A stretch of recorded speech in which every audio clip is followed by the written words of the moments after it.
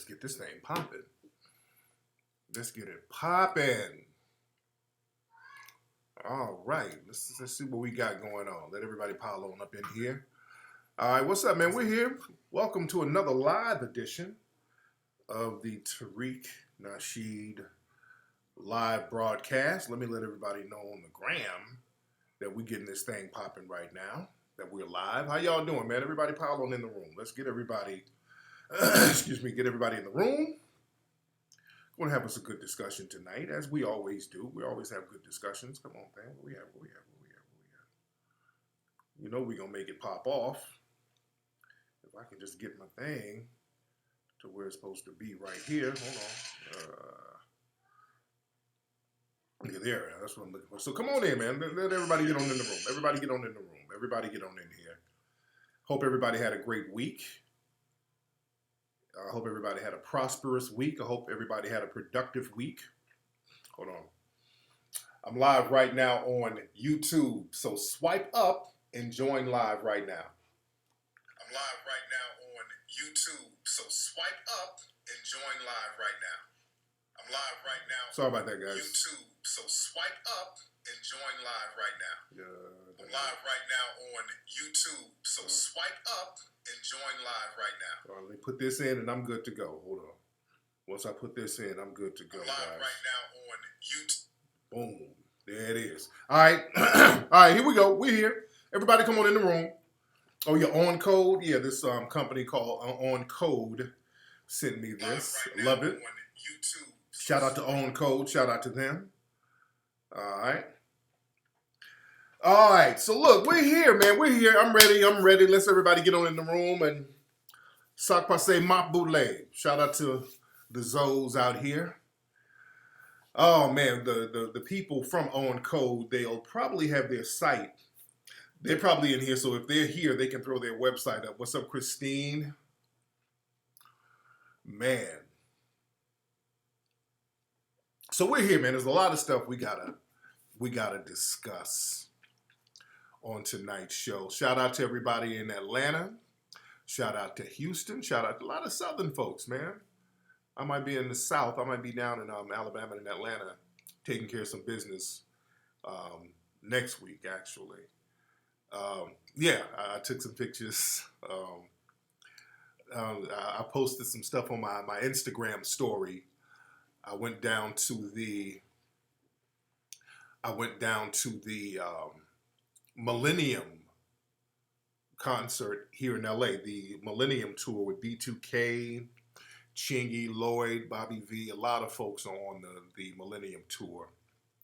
So I went there last night.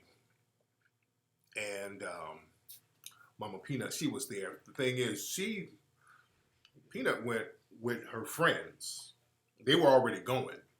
I wasn't planning on going, but Chingy invited me. Chingy wanted me to come on down and chop it up with him, so I went on down to chop it up. I was backstage with them. Had a great time down there. Yeah, Raz B was there. Raz was there. So I passed out when I saw Raz B. Hilarious.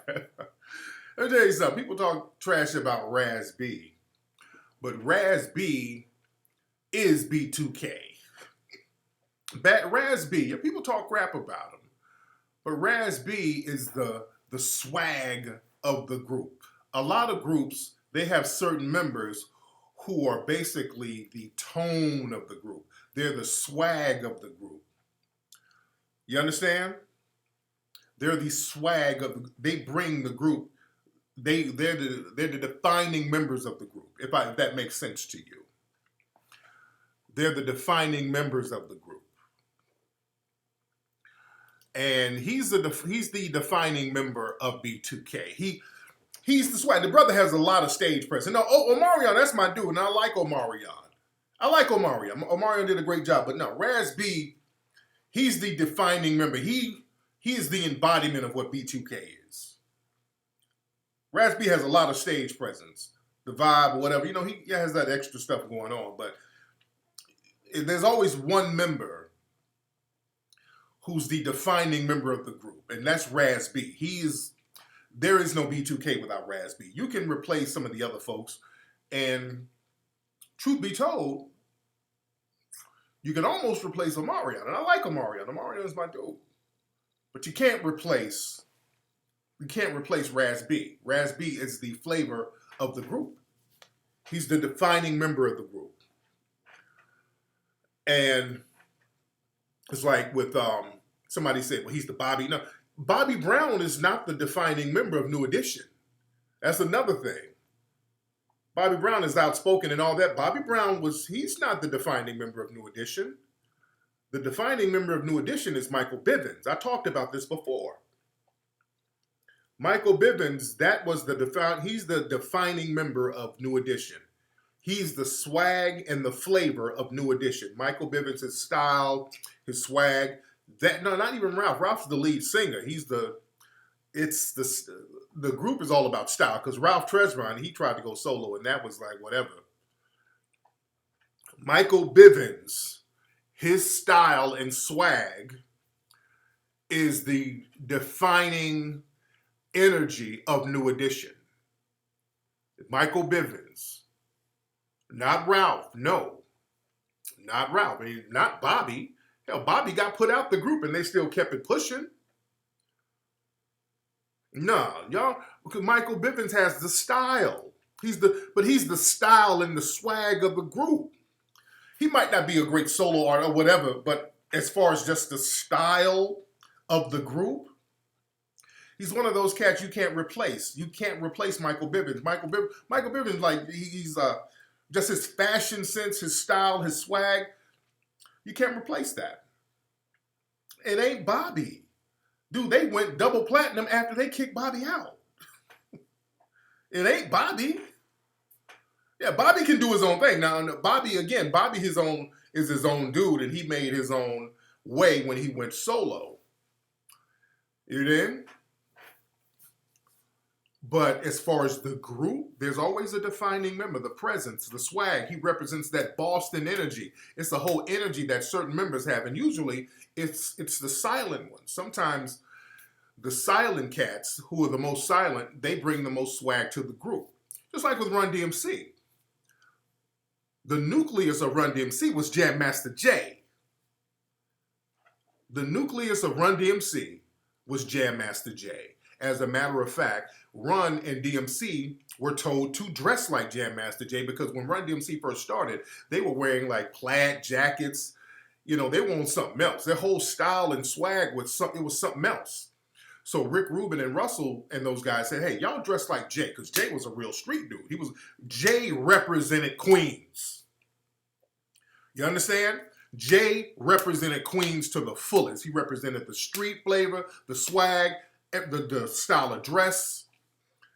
He was a Queens G, a Queens street dude, and that's what the group, that was their niche. You understand? So certain groups, just like with Michael Bivins, go back to Michael Bivins. Michael Bivins has that Boston player swag, and that's kind of the niche of New Edition. And even with NWA, Easy, there's no NWA without Easy. That's why you can't even attempt to redo an NWA. Easy was the embodiment of NWA. Even though he wasn't the best rapper, he wasn't the best producer, he was the nucleus of the group. He brought the swag to the group because everybody was dressing like Easy. All those other dudes didn't dress like that. They started dressing like Easy because that's what Easy wanted them to dress like. Now, Ice Cube, again, Ice Cube was the writer, the voice. You understand? Ice Cube had a great solo career, but Ice Cube was not the nucleus of NWA. Yeah? It was Eazy's authenticity and personality. That's the thing, man. There's a certain authenticity that people gravitate to. So when you see a person like Michael Bivins, you see an authenticity to that. When you see Jam Master Jay, you saw an authenticity to that. Not to say everybody else is fake. Even with Raz B, there's a certain authenticity about Raz B. You know, he's a vulnerable dude. He does light skin shit, you know. But he's a great performer, great dancer, a lot of straight stage presence. You understand?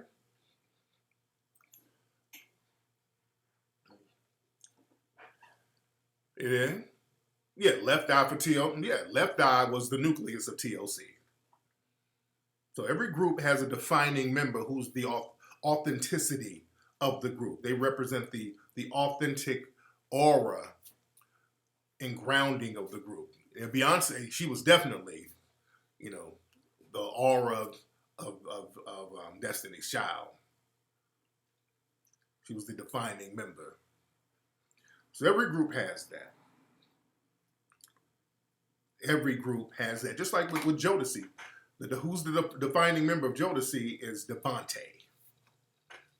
He's a quiet dude. He's the producer. Not Casey and JoJo. Casey and JoJo, they went solo and they out here sounding crazy. But I like Casey and JoJo. But Devontae was the flavor of the group. Yeah. So anyway, so we out there. We went to the well, I went. My lady was already there. She was out with her drunk friends, and they out there turning up. So I'm there, and I'm chopping it up with Chingy. Chingy, good dude, good solid dude, man. Chingy's a very, very solid dude. Chingy makes me want to go vegan because we're backstage, and some of y'all saw my Instagram live, and we're backstage in his room with some of his folks, and we're chopping it up, and everybody back they were showing me a lot of love. I knew a lot of people backstage, and they were showing love. But in Chingy, I was going in, hollering at different folks in their dressing rooms, and people had buffalo wings and Chinese food and weed and all this stuff. And Chingy had carrots and bananas and water. You dig? My man's living a fresh lifestyle. Yeah, my man. Yeah, Chingy is a vegan, and he's kind of swole. Yeah, I need to get him on ISM. I think he's going to be in town for a few more days. They wanted me to come back down there to the venue tonight, but I'm here with you guys. They wanted me to come back down to the venue tonight. It's a great performance, man. Yeah, again, and I ran into Bobby V. That's my dude. Bobby's a solid dude too. We talk trash about Bobby. Bobby's a solid dude. Bobby always shows respect. You dig? And I know we clown because and Bobby did great, by the way. And we took pictures. Me and Bob took pictures, and we clown because Bobby lost his keys that time. The time that Bobby lost his keys, and a nice gentleman found his keys for him. So that's what happened. Bobby just lost his keys, and there was a nice gentleman who was a good Samaritan who found his keys for him. That's what happened. The dude said, "I got your keys, Bobby V." So I'm endorsing trying to get out of here. It was a nice gentleman found his keys for him. So damn. A nice gentleman just found the brother's key. He lost his keys, and there was a brother who was kind enough to return his keys.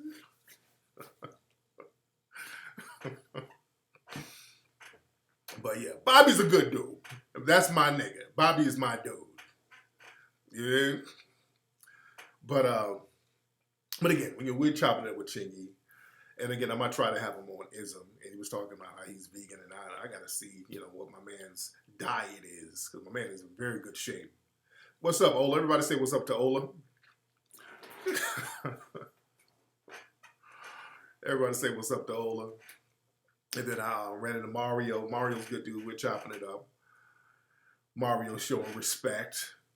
Mario killed it. He did a great job. So y'all need to go check the tour out. Y'all need to go check it out. I saw a lot of folks. I ran into a lot of folks. I know Tiger. Shout out to Tiger. Nicole Murphy, Eddie Murphy's wife. She was back there looking great. That's a fine grown ass woman right there. That's what's called a grown woman. That woman's like in her mid-50s, fine as hell. That's a grown woman right there. Badass. Yeah, I saw Marion's baby mom, April, backstage. Saw April, and from what I've been hearing, there's like some kind of, I don't know. I ain't gonna speak on that, but everybody, it was nice. I ran into Greg the barber. Y'all remember the dude who knocked Suge out? Greg was backstage, so I'm assuming because I heard Greg is a very good barber, so I'm assuming that he was cutting some of the artist's hair, so he was there. Good dude. Greg the barber is a good dude. Oh yeah, they ain't none of them finding a peanut. None of them. You know? But yeah, I heard some things too, Charm. That's why I ain't gonna even speak on it. Yeah, Charm, I've heard things. I don't know. Let me not even, because these are some of my folks. I'm cool with these folks. I'm not gonna put that part of their little business out there like that. Yeah, the dude I took the one in the picture with me, Greg. That's the one who knocked out Suge. Greg got hands. But yeah, I heard the dude is real good. His barbershop is down in LA, and I don't live in like the mid-city area, so. But I gotta go. I'm gonna check him out and see how thorough his I ain't snitching. I ain't telling on nobody. I gotta see how thorough Greg's haircuts are. But again, I'm backstage, and I knew a lot of people. A lot of people knew me, showing love. And sometimes, my memory. I remember certain folks. Some folks I remember. Some folks I don't. A lot of people know who I am. Some of them I know. Some of them I don't. Every blue moon, I get some people who will know who I am or have known me back in the day. And I have no idea who they are. That happens a lot. Sometimes I run into folks and they'll tell me a bunch of stuff that I know happened, but I'm like, man, I don't remember you. You know what I'm saying? Has that ever happened to you? I know some folks, sometimes I run into people and they know some stuff from like 25, 30 years ago. And they know a lot of details about it. And I'm like, how did this, I don't know you. I know the situation, but I don't know you. Yeah. Yeah, man, it's crazy. Because I've had folks pull up on me, man, like, hey, Tariq. Like, K-Flex, when they say K-Flex, because usually people who knew me back in the 90s will say K-Flex. Man, K-Flex, man, what's up, man? K-Flex, what's up, dude?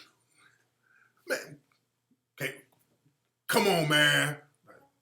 Hey, what's up? I'm trying to play it off. Sometimes when I see folks, I try to play it off. Because I'm bad with names too sometimes. And plus, you haven't seen nobody from like 30 years, so they don't look the same. You were teenagers, back in the day or whatever. So now you grown and you look totally different. Some dude with a big gray afro walk up. Wait, come on, man. Dude, come on. Come on, man. Raymond Loke, man. Raymond Loke, man. Come on, dude. Raymond Loke. K-Flex. Remember when y'all ran up in the crack house and y'all pistol whipped the dude and y'all took his stash and then y'all went and flipped it down in Long Beach and had those girls boosting in Nordstrom's and they returned the clothes and then they got the clothes and the dope and went down to Santa Monica and sold that on the boat? Remember? I'm like, I remember that, but I was there, dude. I was there. I'm like, damn, I don't know you. They be knowing all types of details. I'm like, damn. Okay, he was there, but I can't picture this dude for nothing. That'd be killing me. Dudes be having all types of details. Oh, I ran into I told y'all about this stud I ran into.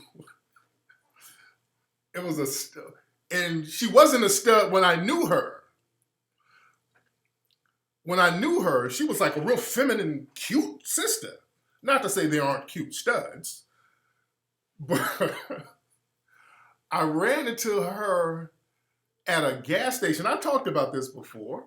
Yeah, I'll be like, is he wearing a wire? Yeah. And I was at a gas station. And I heard like a man's voice, like, K-Flex. What the hell is calling me? No. They didn't call my name at first. No, they didn't call my. It was like, yeah, what's up? And I'm pumping gas. Yo, what's up? I'm like, is this nigga about to try to rob a player? Hold on, let me see if I can get to the trunk in time. What's up, K-Flex? I'm like, who are you, sir? Man, come on, man. It's me, Lisa. I said, Lisa, what the hell? What? Lisa.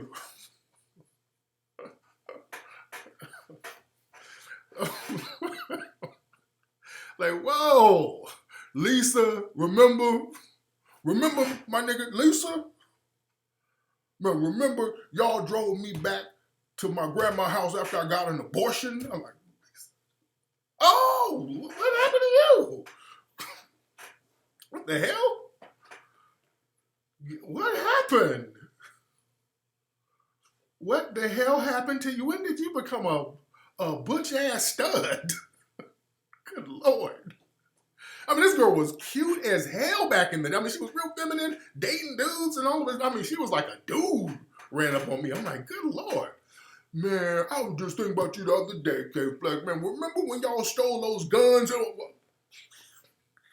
We all outside at the gas station. I'm like, well, oh, you ain't gonna do all that now. You ain't gonna talk about all that now. All right, come on, Lisa. Let's chill, Lisa. Oh my God. You talking too much. Okay. All right. Yeah, she must have got turned out in jail. That's what I'm thinking. I'm thinking she went to jail and got turned out. Man. Oh my God. But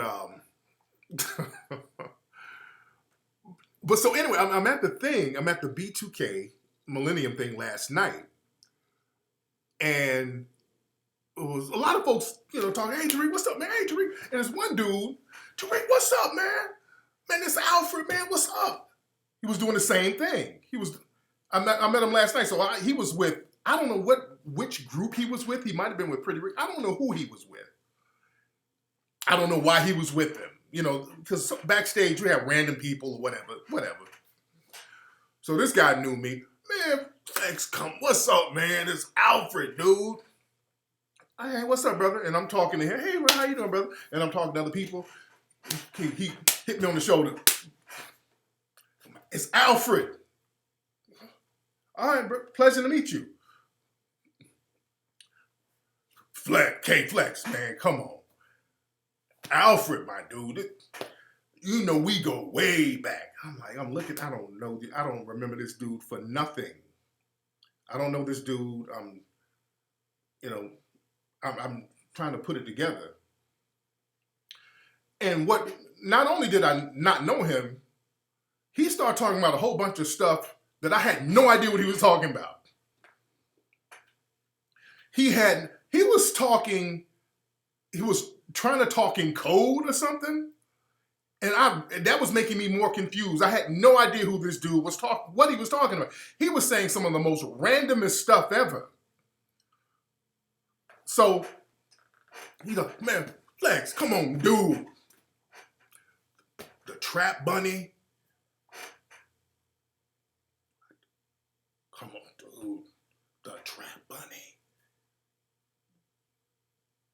You don't remember the Trap Bunny, dude? All the money we made, dude? Man, you remember we were clocking big dollars. Man, we were clocking the dollar. He started whispering like real conspiratorial. We were clocking the dollars, dude. Nigga, the Trap Bunny was lit. What's the Trap Bunny? What is that? I swear to God, I'm not even making this up. I swear I'm not making this up. I swear this dude kept talking about the Trap Bunny. I have no idea what he was talking about. He kept talking about the Trap Bunny. Man, the Trap Bunny. Man, we had a poppin', man. He was using all these code words. Dude, man, we were slanging that vinegar. Man, we were slanging vinegar left and right at the Trap Bunny, dude. You remember? What? Okay. And this dude, I'm trying to just kind of keep it pushing. And this dude was just insisting on making me remember the Trap Bunny. Yeah. And then, you're like, oh man, let me introduce you to some of my folks, man. So we go into some of the other dressing rooms and we go into Pretty Ricky's dressing room. We go into Pretty Ricky's dressing room I'm like, okay. He's like, follow me, man. Come on, man. Got to introduce you to something. I'm trying to leave, actually. So we go into Pretty Ricky's dressing room. And there's girls in there, barbecue wings, whatever. I see Slickum with the hair. I see him. I don't know where. The other dudes might have been doing their thing. And then he was like, the Alfred dude introduced me to some random guy. Like, hey, Tariq, this is Whoop Doo. I say, hey, brother, I'm Tariq. And the dude he introduced me to was like, yeah, I know this nigga Tariq. The other dude said, okay, I'm thinking, all right. Yeah, I know this nigga Tariq. I know him. And then, okay, Alfred and the guy he just introduced me to, they start kind of arguing. They get into they start fighting. These dudes start getting into like a fight. They start pushing each other and getting into a fight. I'm like, okay. Yeah, man. I'm like, yeah. I shouldn't have followed it. I'm like, okay. Let me introduce you to something. I'm trying to be polite. You know what I'm saying? So they get into a fight. They start fighting in the dressing room. In Pretty Ricky's dressing room, they fighting. And I'm standing there like, I'm trying to text Peanut, where's she at? So they get into a fight, and then the one goon dude, yo, don't let me catch you at the trap bunny. I was like, okay, y'all have a good night. Y'all have a good night. Y'all in this goddamn trap bunny. I'm out. So I left. I'm good. I helped Bobby V find his keys, gave him his keys, and I left. I'm good. Y'all doing too much for me. I'm good. I'm too old to be out here with this.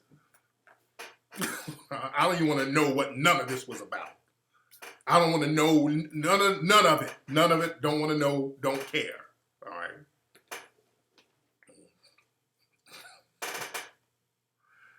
Wow. Oh, Lord. Crazy night. Crazy ass night, Lord. I'm too old to even know what the trap or where the damn trap bunny is, so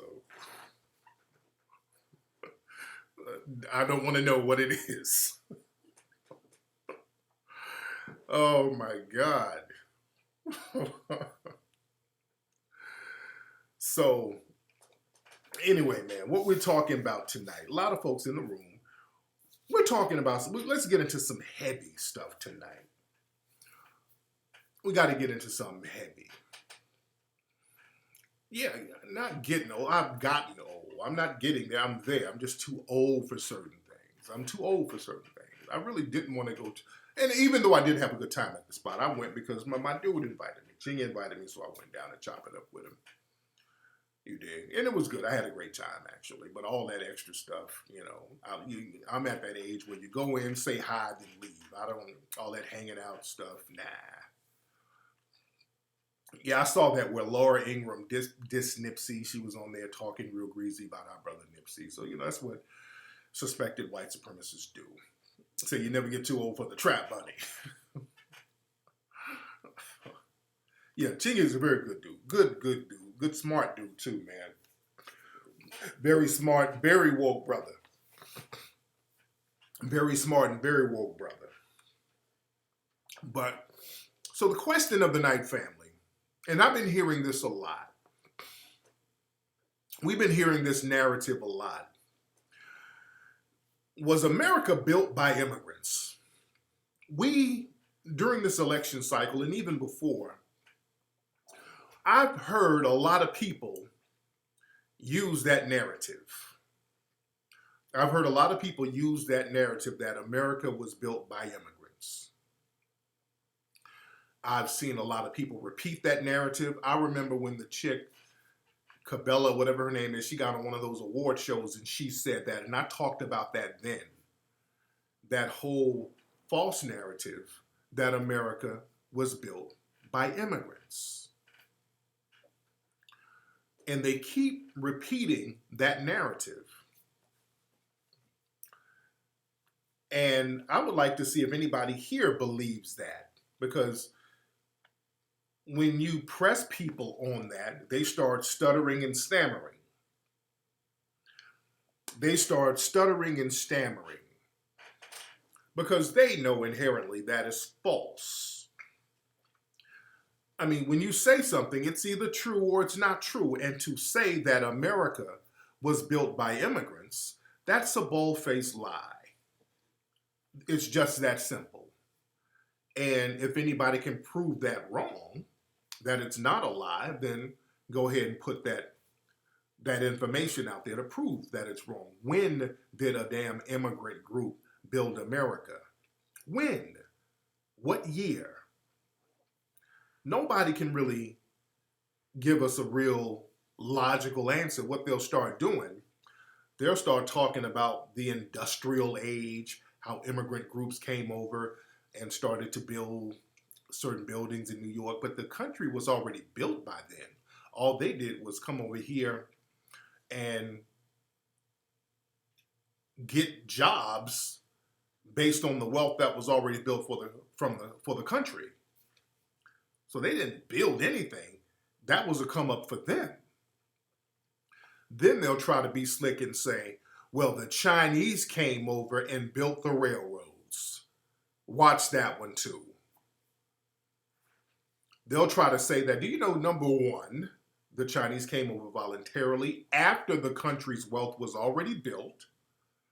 After the wealth of the country was already built.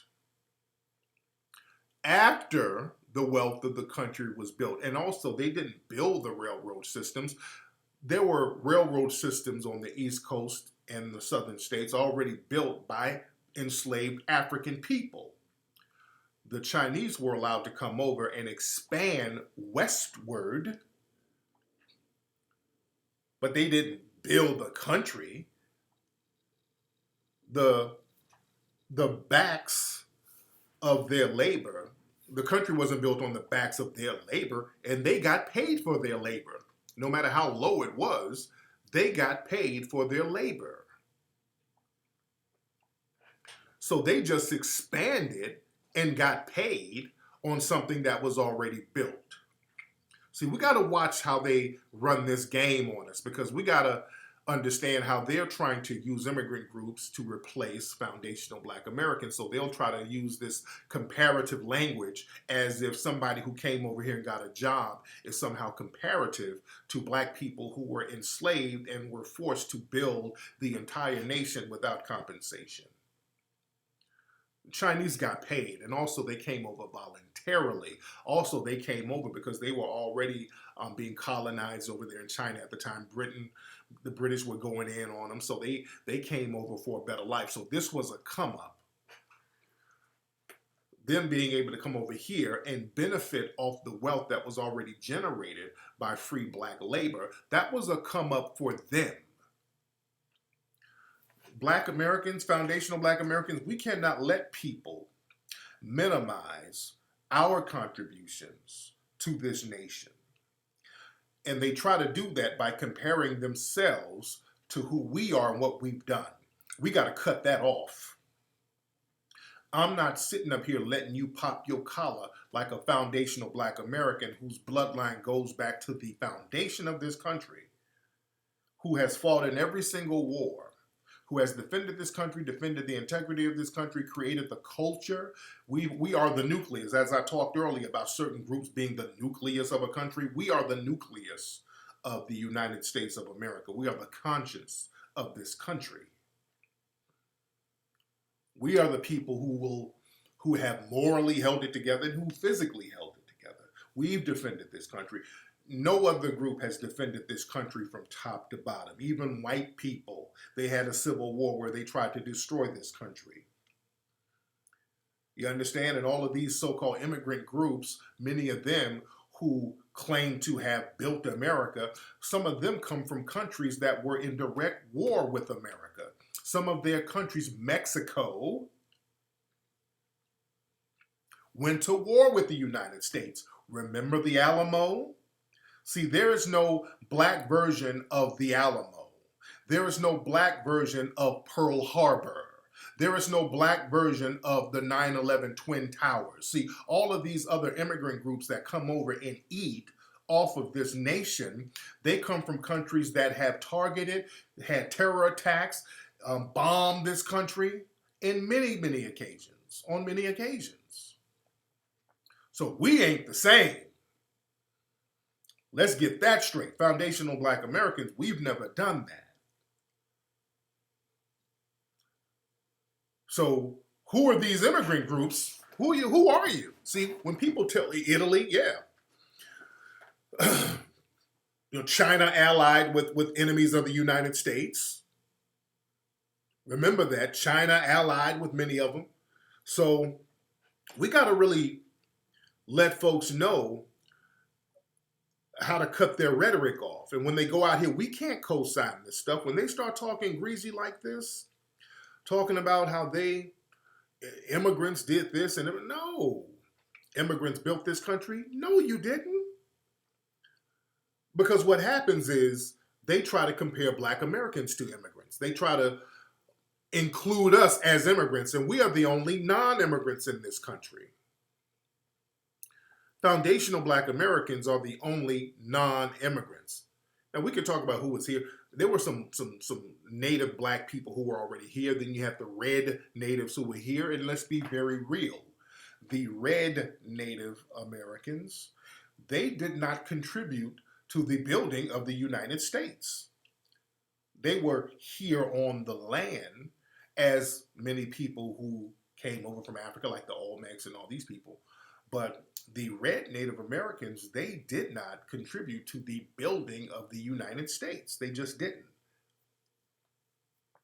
You did? And foundational Black Americans, what they'll try to do to justify using that immigrants built America nonsense, they'll try to somehow change the definition of immigrant so that it can include foundational Black Americans. Have you seen folks do that? I've seen people try to pull that. See, and they're running this game so that if there are payments made to Black Americans, everybody else wants to get their little dibs in. That's why they're saying this. This is why they're saying this lie over and over. They think if they keep repeating the lie, it's going to wear us down and we'll be like, okay, man, we all the same. We all immigrants. We all built this, so let's share. No, we ain't sharing nothing. When it comes to what we supposed to get, what's ours, we ain't sharing nothing. That's what it is. And don't give a damn if you get offended, because you're not owed that. You're not owed that at all. My moderators, let's get some of these trolls about the room, please. But you're not owed that. Now, again, some of them will try to redefine what an immigrant is. And I've had some Sambos sit up and try to tell me, well, slaves were involuntary immigrants. You can't be an involuntary immigrant. That cancels out the definition of what an immigrant is.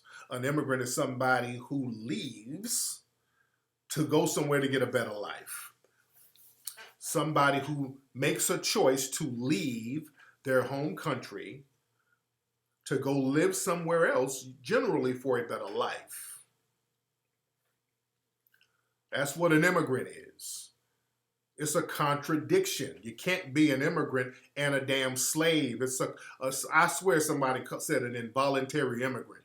So they'll try to change what an immigrant is. Well, even though we were enslaved when we got here, that made us immigrants. No, it didn't. No, it did not. Again, that contradicts what an immigrant is. An immigrant goes from one country to another country. An immigrant leaves one country. Even if you want to use the whole stolen, okay, well, stolen, that means they still left, okay, but you can't wiggle out of the other country thing because there was no other country here. There was a landmass, but there was nothing here. There was no other country here.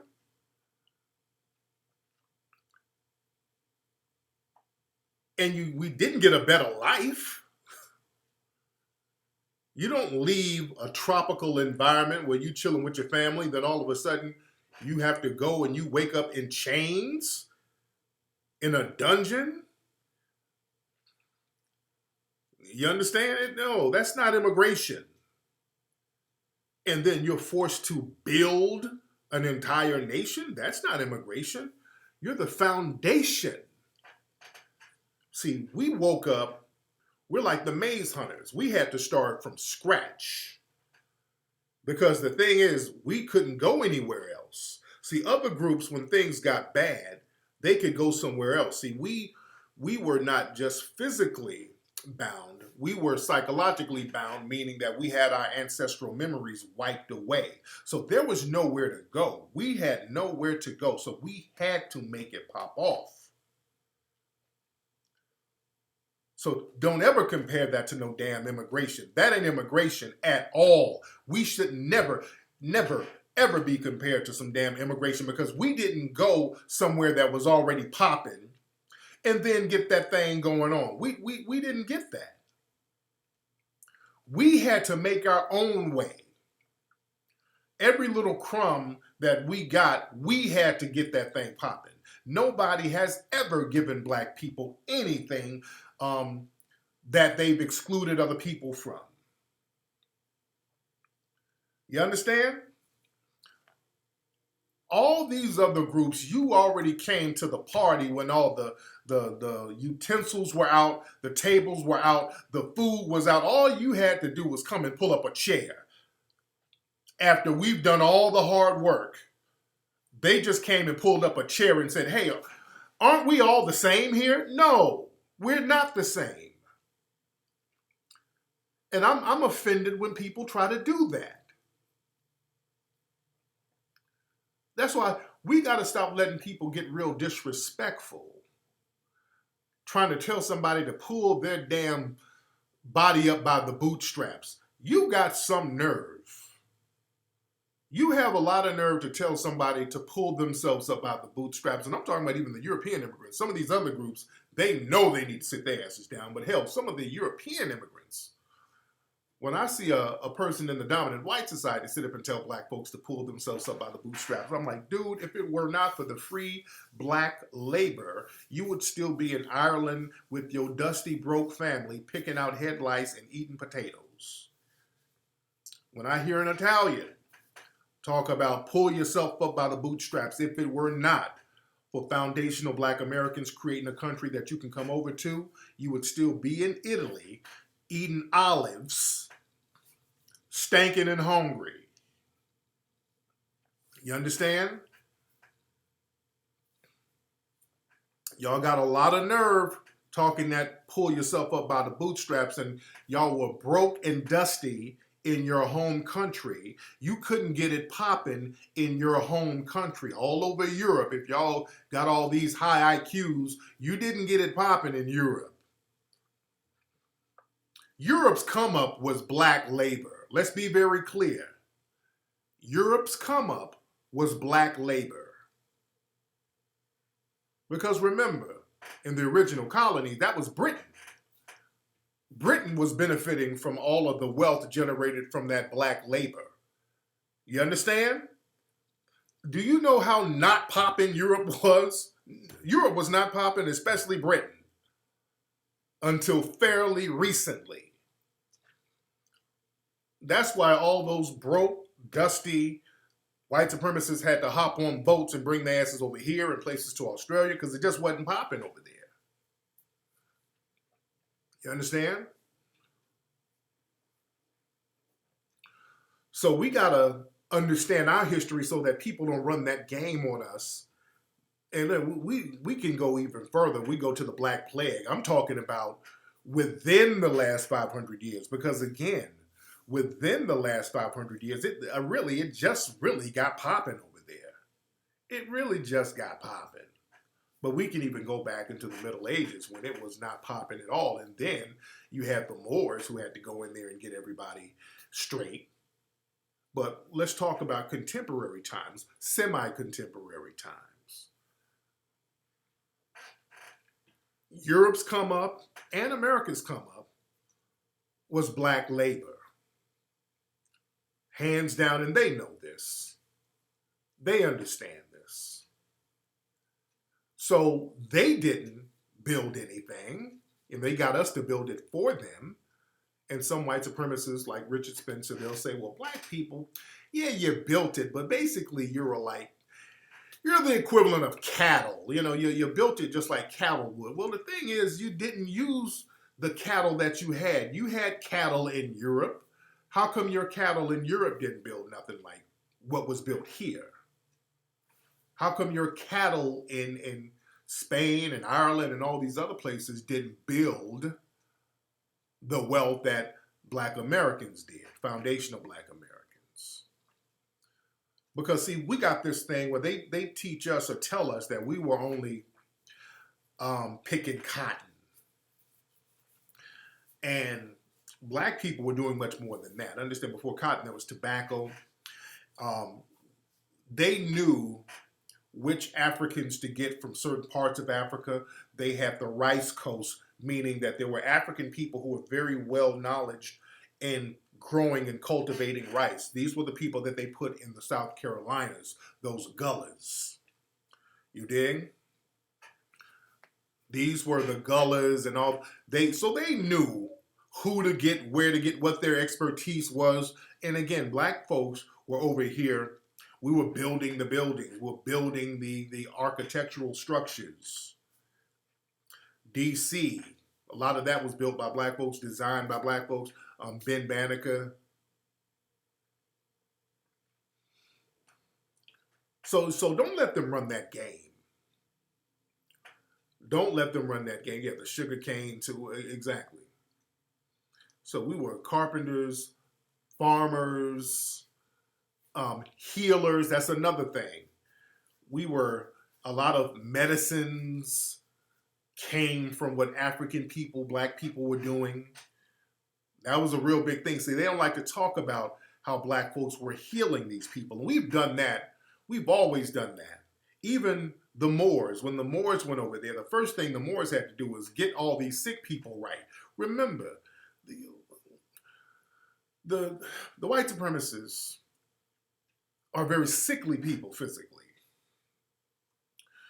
So left to their own devices, when they're cut off from any type of African contact or indigenous folks really taking care of them, if we want to be real honest, because even during the Roman Empire, look at all the black people who were part of the Roman Empire, Septimus Severus, these were black rulers of the Roman Empire, taking care of people.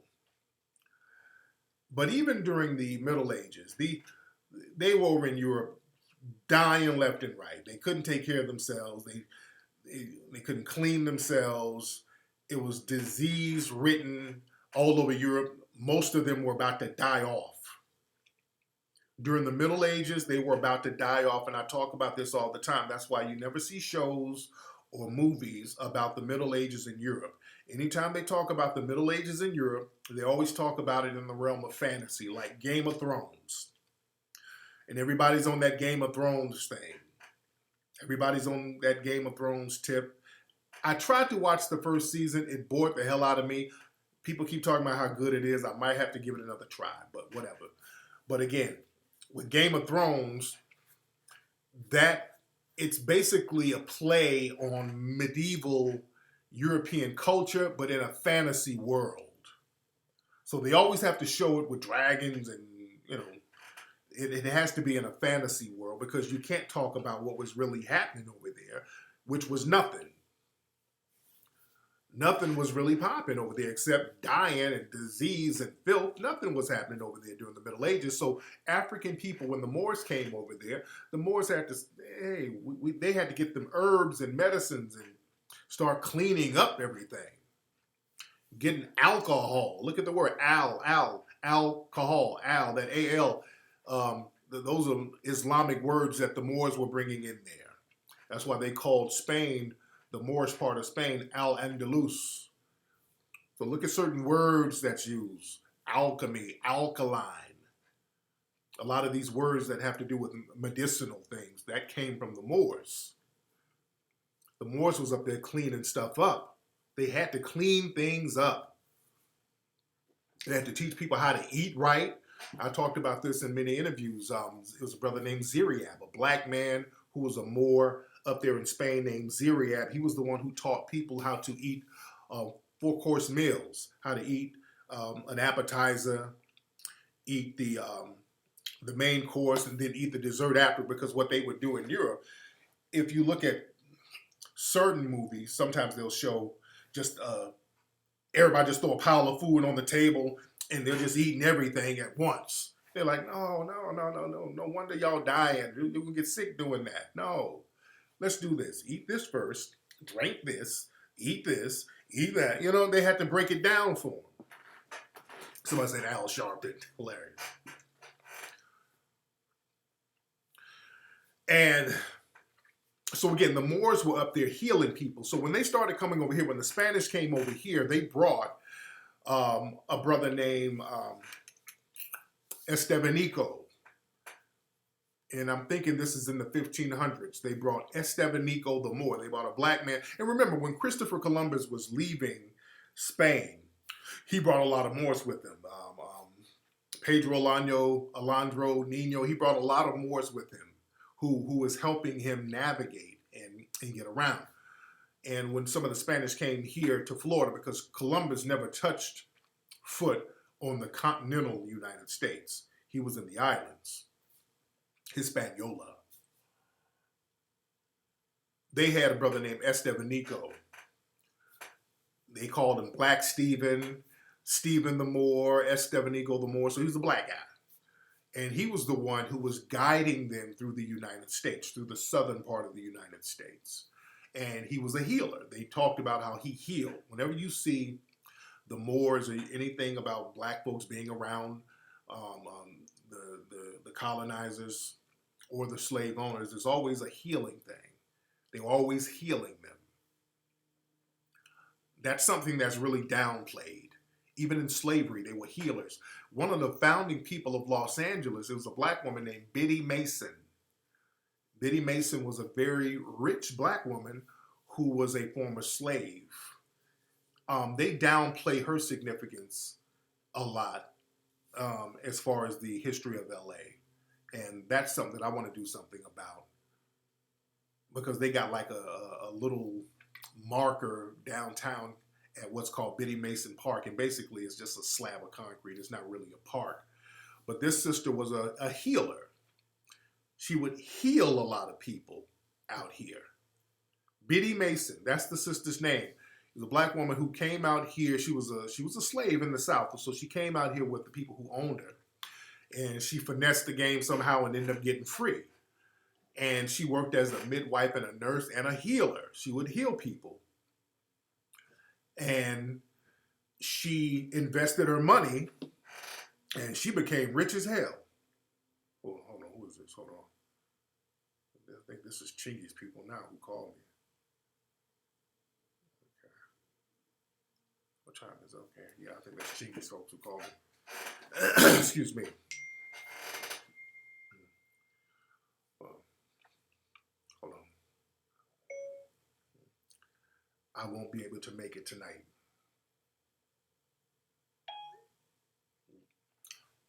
Yeah, they trying to get me to, they wanted me to come back down to the concert tonight, but I'm here.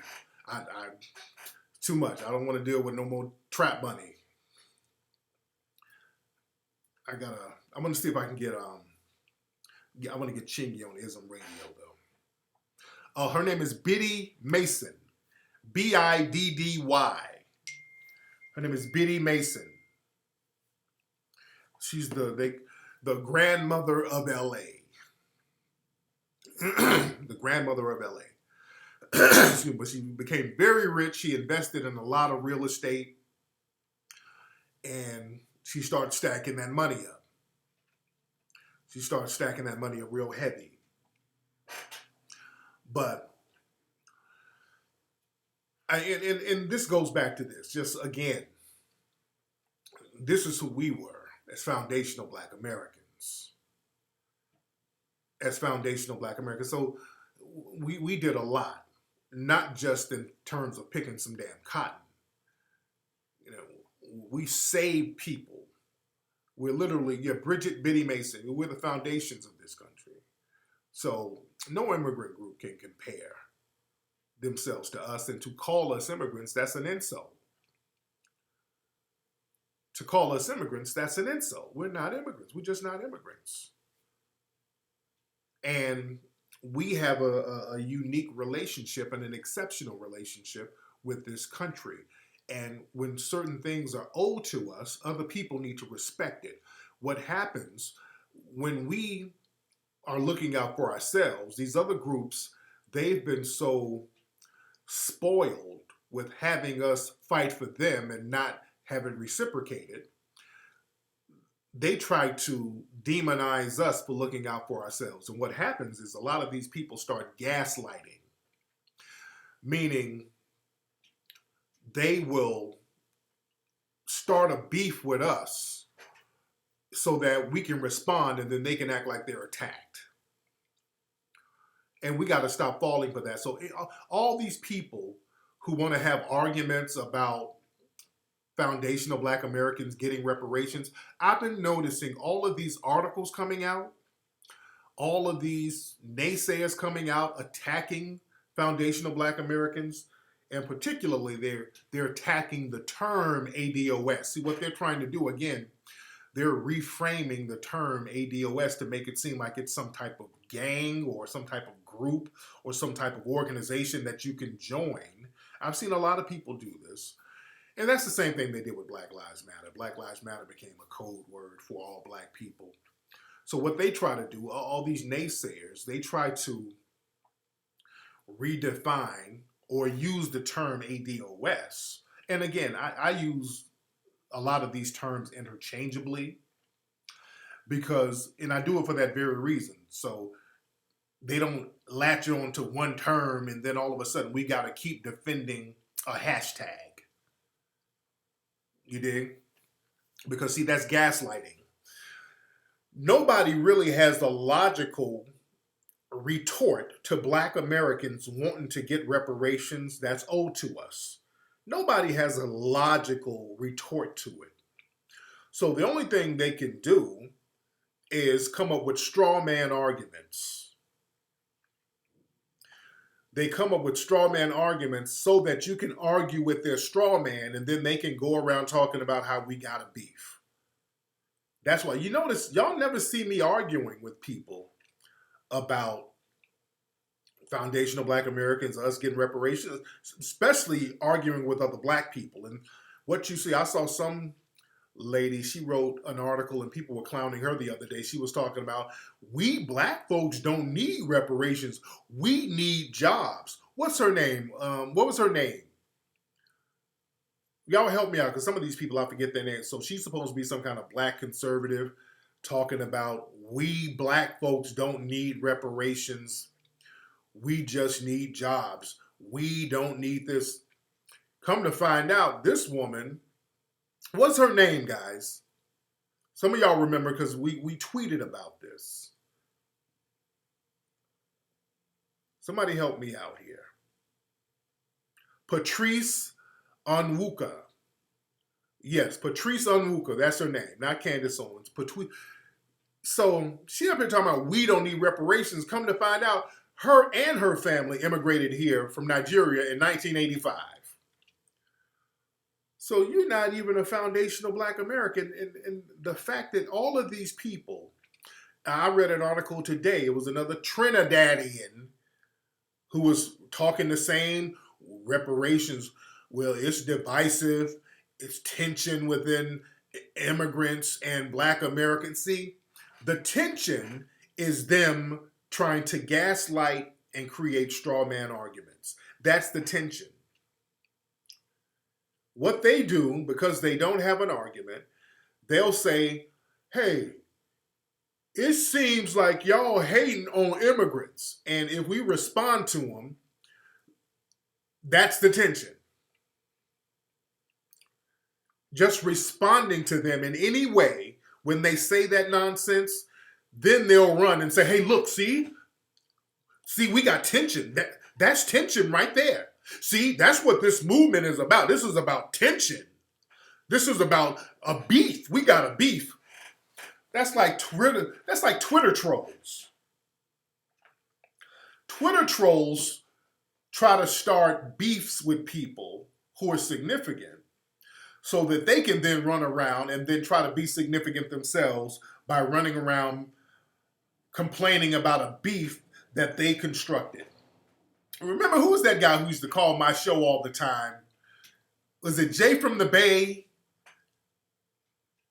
Y'all remember, I think this Jay from the Bay. Jay from the Bay used to call my show talking about we got to stop beefing. I'm like, dude, I don't really remember who you are. Hey, man, come on, Tariq, man. You and I, we've been beefing for years, man. We got to sit down and talk about this. I said, Jay, I don't really even remember what we've talked about. We beefing, though, man. We got to sit down as men and really talk about our beef. Jay, there is no beef. There is no beef, Jay. I don't really remember our last conversation. There is no beef. But the fact that this dude had in his mind that there's a beef, he's trying to have delusions of grandeur. He's trying to make himself more important than what he is. He's trying to make himself more significant than what he is. And that's what a lot of people do, a lot of these immigrant groups, when they gaslight, when they try to sit up and say, man, y'all hating on us. Who are you to hate on? Who are you to hate on? Man, this just seems like, watch the word seems like, it looks like, you insinuate, when you hear words like it seems like y'all hating on us immigrants, man, okay. That's just for them to engage in a pointless conversation with you. I do not engage in any arguments with black folks about what foundational black Americans should get. Notice I don't do that. You don't see me getting into no drawn out arguments with people, especially black immigrants, wanting to have a nonsensical argument about what black Americans who are foundational. Yeah, they start throwing that xenophobic. You sound xenophobic. Then that should give you more reason to hold your own nuts. If you feel like I'm xenophobic, I keep it like that. I'm not about to sit up here and defend, I ain't xenophobic. No. If you feel that way, that should give you more reason to hold your own nuts, because that's what people are upset about. There's nothing to debate. So why are people mad that we're trying to get something for us? We're trying to get something for foundational black Americans. They're mad because now the gravy train is about to stop because people have been eating off of us. Telling other people to kind of do you and hold your own nuts while we do us, all of a sudden that's like, oh, why are you doing this to me? You ain't gonna fight for me and let me benefit, and then I get to get with the oppressor class against you?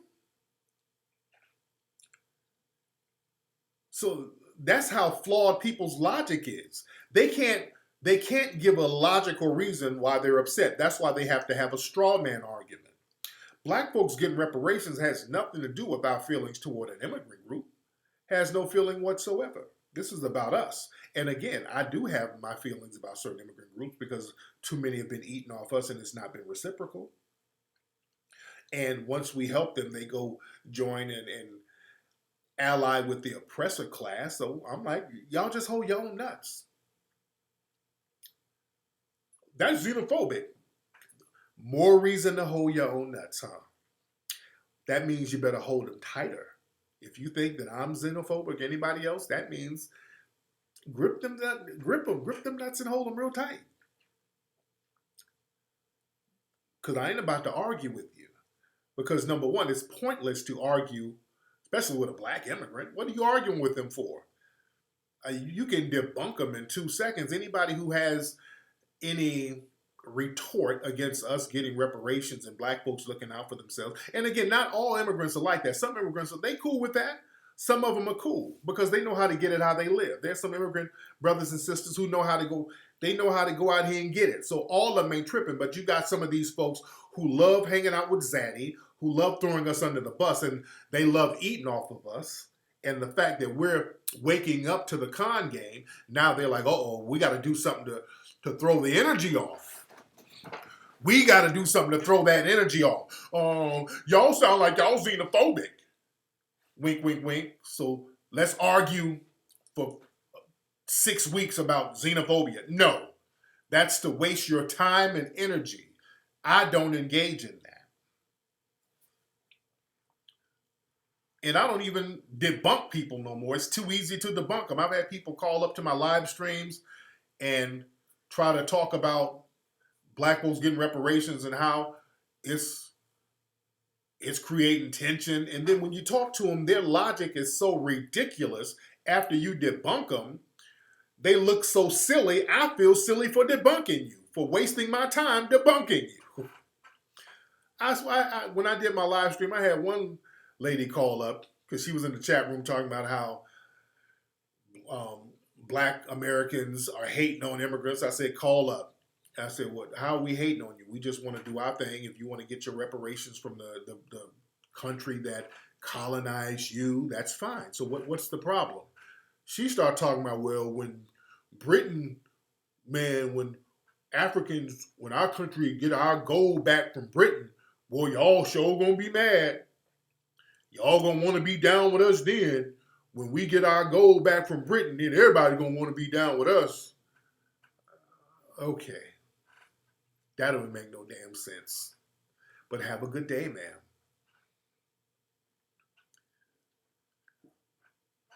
You see, we got to stop being afraid to stand up for us because we understand that other groups, when we get together, there's always a problem. When we start looking out, they want us to be perpetual slaves, meaning that we work and fight for everybody else and let them benefit, and we don't. We constantly be in sacrifice mode. That's what they love about foundational black Americans, and the fact that we're not doing that no more, they feel a certain way about it. So they've been trying every trick and every scam they can to try to get us to continue to vote Democrat for nothing, because voting Democrat is voting for nothing. Not only that, voting Democrat is voting against all of our self-interest as black people. Voting Democrat at this point is almost suicide for foundational black Americans. That's almost suicide because we're voting against all of our self-interests. This whole narrative that we got to vote because we got to get Trump out of office.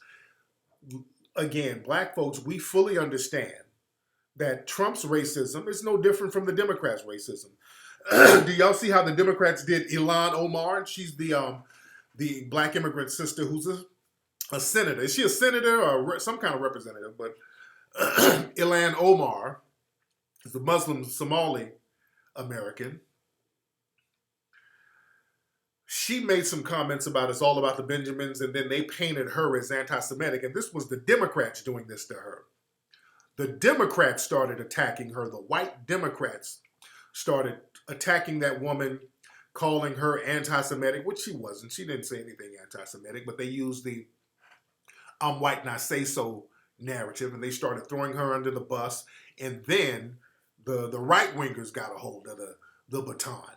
And then Trump, he started comparing one of her speeches to 9/11 and all this old stuff. So, they put that woman in danger. So now some of these fake Democrats are trying to cry foul because Trump, he went racist with it. Trump went full racist with it, so they want to cry foul. And I'm like, you don't cry foul. You guys were the ones who attacked that sister first. Y'all attacked her first. The Democrats attacked her first. And remember, sisters, they're some of the main supporters of the Democrats. See, this is what the Democrats do to black folks. And she's an immigrant.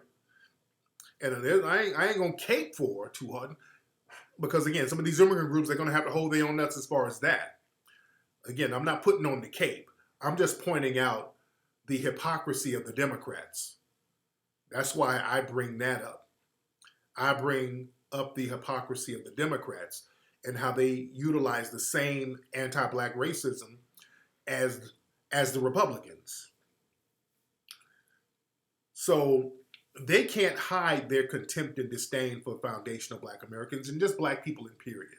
Black people, period. They don't like black folks, period. So they're not giving us a reason to even vote Democrat. So this is why we got reparations on the table. So now what they do, they got some of their immigrant Sambos to try to talk down on it. And the more they do that, the further away we get from supporting the Democrats again, because we see the contempt and the vitriol they have. It's disrespectful at this point. Just like with Cory Booker, he's talking about he's going to introduce a bill to study reparations. We're not going for that, Cory. Cory Booty, we're not going for that whole we gonna study it jazz. See, they're trying to use all their little trick bag language. They're throwing every little trick imaginable, and we're just not falling for it. The bottom line, and we're going to say it over and over again, if they do not bring tangibles, especially in the form of payments, cash payments, directly to foundational Black Americans and nobody else, if they include any other people, they're playing games. Black folks understand this. If they include any other people, they're playing games. Don't ever let them run that game on you. The minute Black folks say, okay, you can have this group, that group, it's a wrap.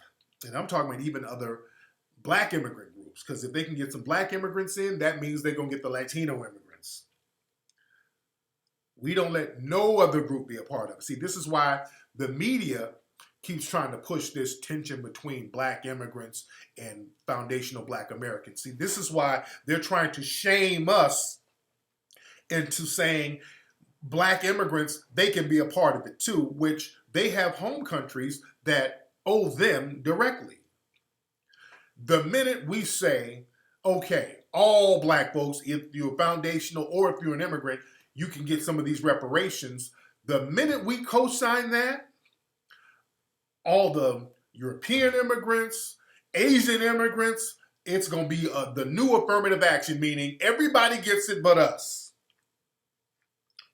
It's going to be the new affirmative action. And that's how affirmative action is for every group except us. We're the last people who benefit from affirmative action. All these other groups benefit from affirmative action. So we got to watch the language and we got to stay on code.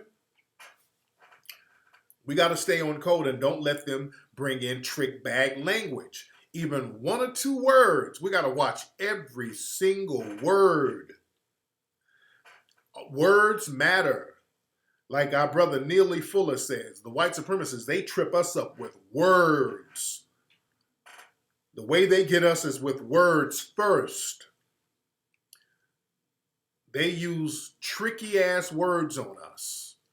Like in the 60s. In the 60s, when they started passing those civil rights bills, they slipped in one word that threw a wrench in the game.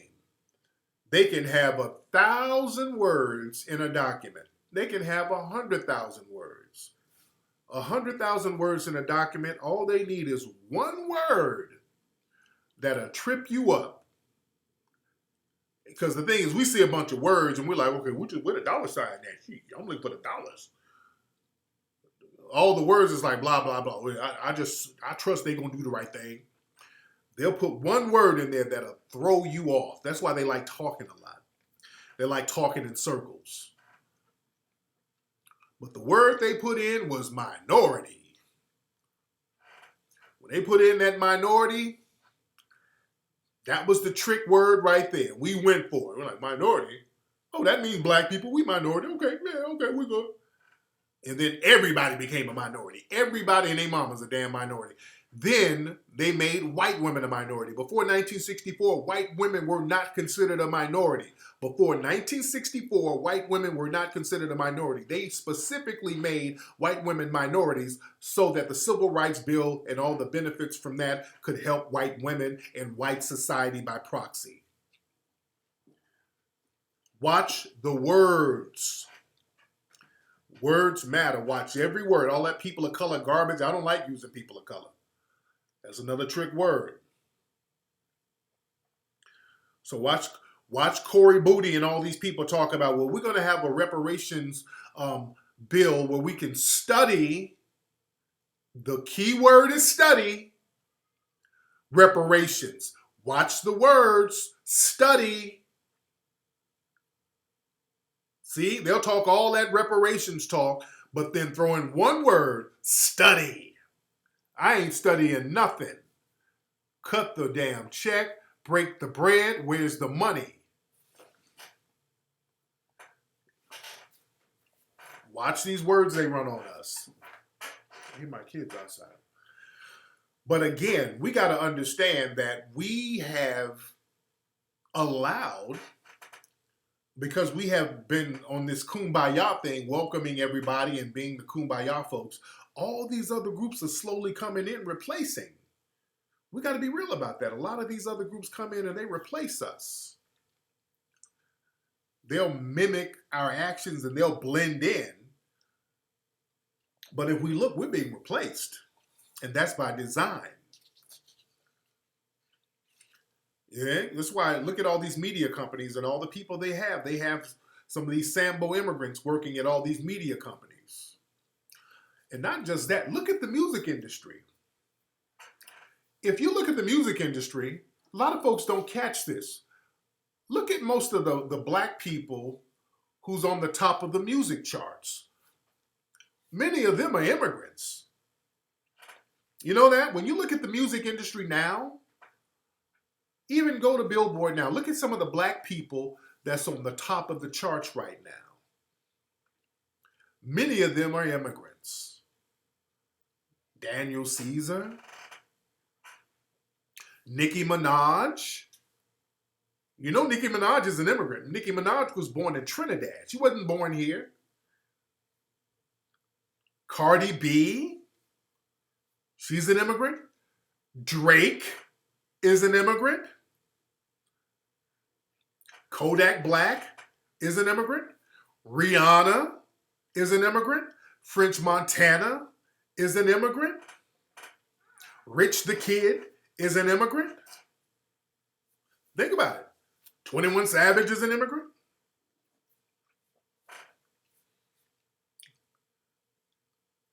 A lot of these folks are immigrants. Yeah? And not just second generation. Some of these people directly came from other countries. Some of these people directly came from other countries. A lot of folks don't catch that. DJ Khaled, LMA. A lot of folks don't catch that. Yeah?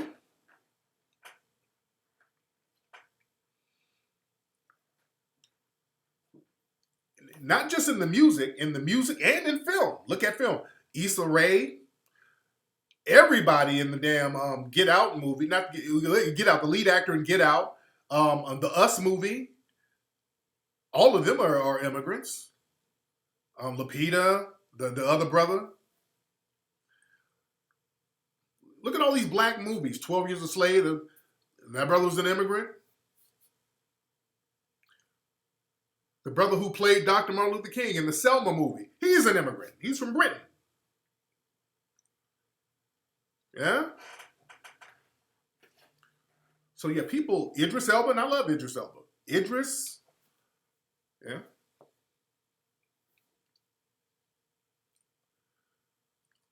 So that's what it is. Look, we're getting replaced. Well, we're slowly getting replaced out here. You know, that's why we got to wake up and see what's going on and start, you know, getting control of things that we've created and cultures that we've created. Because the thing is, if we they'll proxy in the black immigrants first. See, they'll get the black immigrants, proxy them in. And then once we co-sign the black immigrants coming in, taking over some of the things that we've created, then they'll start letting the white people come in there and do it. You understand? When you look at the music industry, look at R&B. When you think of R&B now, who's some of the top R&B people? Post Malone. You dig? Bruno, and I like Bruno. Justin Timberlake, Sam Smith. Yeah, Tory Lanez from Canada. That's not a coincidence that they do that. Adele, that's not a coincidence that they do that. Ain't Robin Thicke from Canada? If I'm not mistaken, ain't Robin Thicke from Canada too, by the way? Yeah. But yeah, when you look at black culture today, this is why they'll try to say, well, this was built by immigrants, because what they'll do, they'll get all these immigrant groups who have basically taken over black culture and become the face of black society. And they're like, well, they're immigrants and they're just like you black Americans who are the foundations. So immigrants built America. Yeah. So we got to watch that. Yeah, I talked about Daniel Caesar. I talked about that. So that's by design. You know, all these people taking over what we've created. Yeah.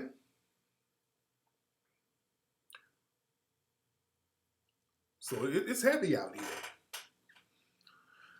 Speaking of white supremacists, from what I understand, there's a planned rally that's coming to Long Beach on the 28th.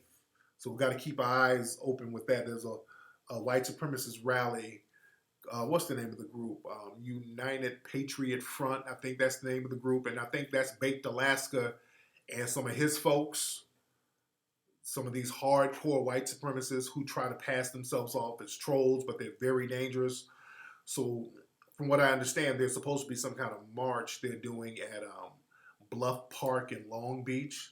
So everybody keep your eyes open out here because, again, remember, these white supremacist groups, they've infiltrated law enforcement. That's why we always hear stories about law enforcement helping these guys. So everybody be on their P's and Q's. And they probably chose Long Beach because one of their comrades, you know, some months back, a black man was killed out there at a park in Long Beach in broad daylight. And from what I understand, they never caught the suspect. It was a suspected white supremacist who killed him at a park in broad daylight, and they never got the guy. You dig? Yeah, I heard that video, that LAPD thing where they were talking about Nipsey's family and disrespecting. And again, with that whole thing with our brother Nip, and I talked about this the other day. Let me get a sip of water. Hold on. Excuse me. And by the way, everybody hit the like button. Hit the like button.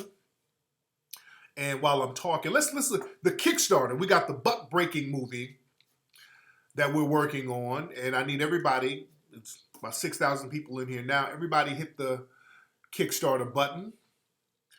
Let me see where we are right now. We're at 36 G's right now. We're doing good. We're doing good right now, family. Let's get it to 40 G's tonight. So everybody go to Kickstarter, type in Butt Breaking, and be a part of the production of that film. That's the butt breaking movie that we're putting together. That's going to come out right after HC5. We're going to keep this thing popping. We're going to keep these things popping. Butt breaking. It's very important that we have films like that because we got to understand the agenda that's out here. How many of y'all follow me on Instagram? I put up a story on Instagram about something going on down there in Morehouse. And let me show y'all the post I put up. Hold on one second. Let me just find the article.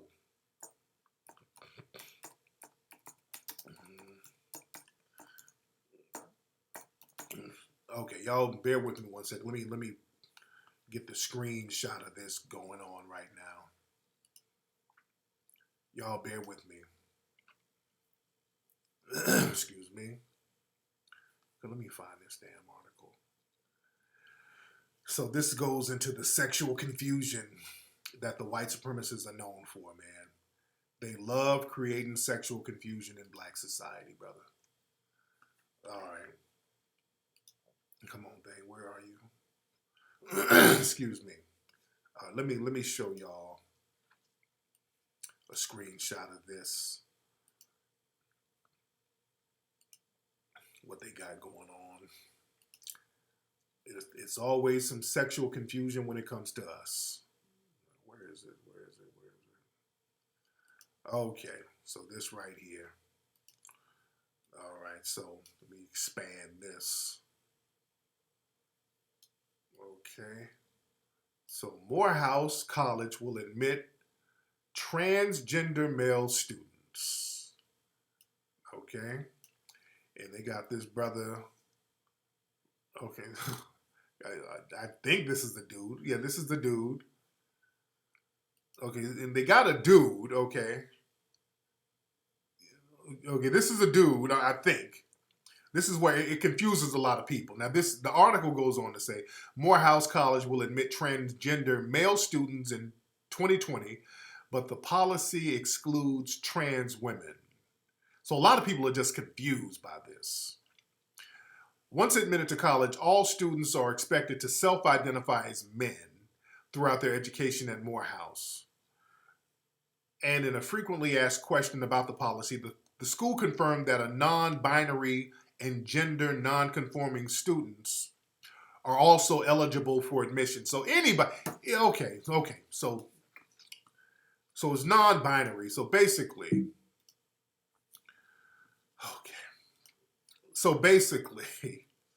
any damn thing goes. All right?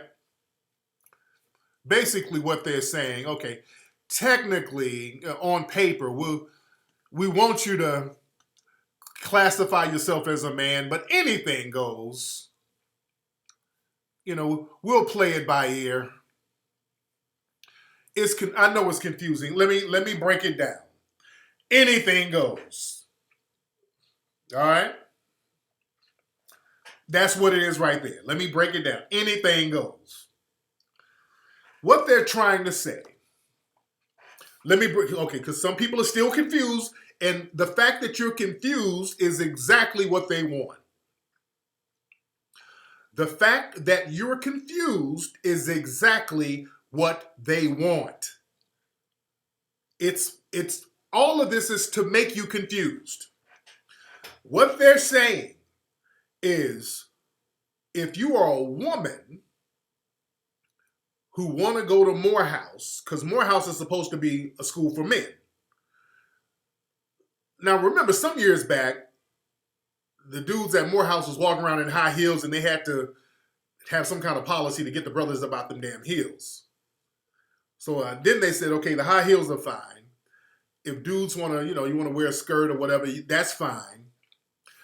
As long as you still identify as a man, it ain't bind. It's non-binding, but if you want to be a man, or if you're a man who wants to identify as a woman, we prefer you to identify as a man, but if you don't, that's fine. Now what they're saying is, if you are a girl, if you're a stud, and you want to call yourself a man, you can come to Morehouse now. I know it's hard to make sense of it. So that's what this article is saying. They're allowing transgender men. So again, the school is supposed to be for men, but if you are a stud who puts your strap on and say, hey, I want to be a dude today, you can come on down. Studs are welcome now, basically. That's what it is. Studs are welcome to the school. That's why the language is all confusing. What they're trying to say, studs can come to the school. Just make sure you bring your strap on in your backpack at least. That's all they're saying. Sexual confusion. They always do that with us. And it's very important that they do it at Morehouse because, that's Dr. Martin Luther King's school. It's very important. And this is the white supremacists orchestrating this stuff. It's very important that they bring all that confusion to the black schools. Notice they don't do that to the white schools where you can be a stud and come to. No, they specifically do that to the black schools. And this has nothing to do with not liking somebody's sexuality. People, if you want to be a stud, knock yourself out. You want to be a queen, knock yourself out.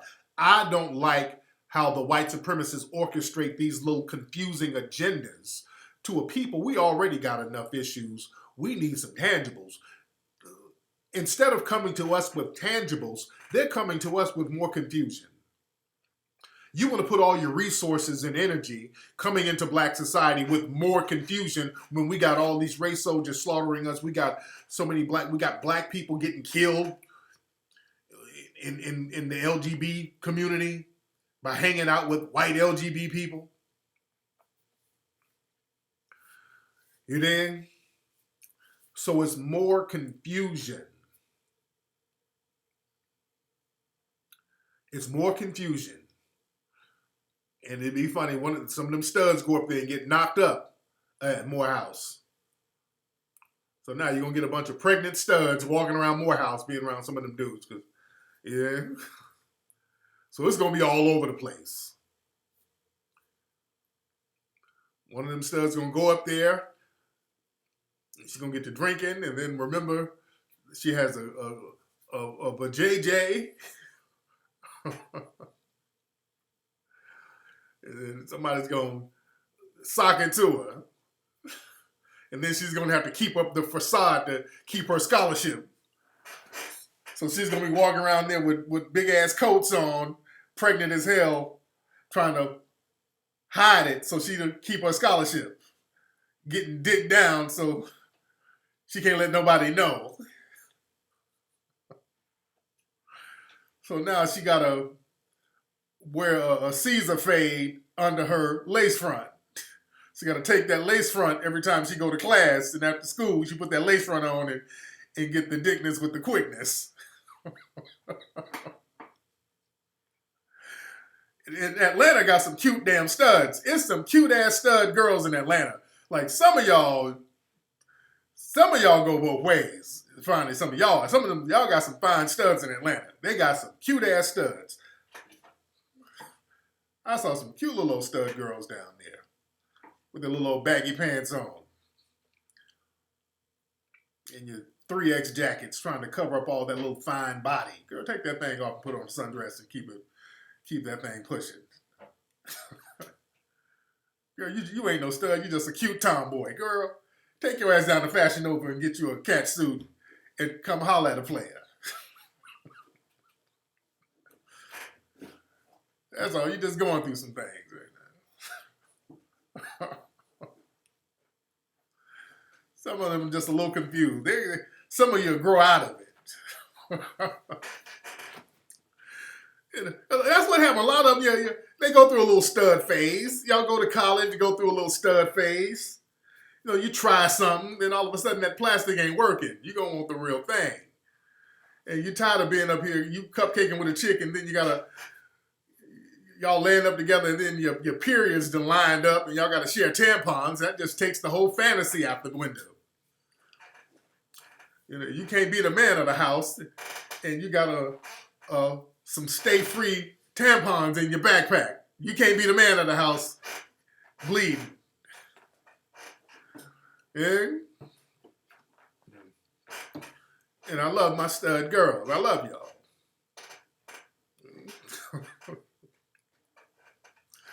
Yeah?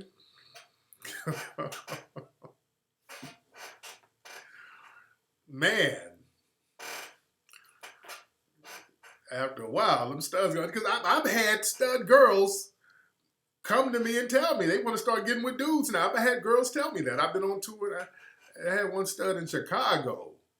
She was like, well, you know what, Tariq, I've been looking at your joints.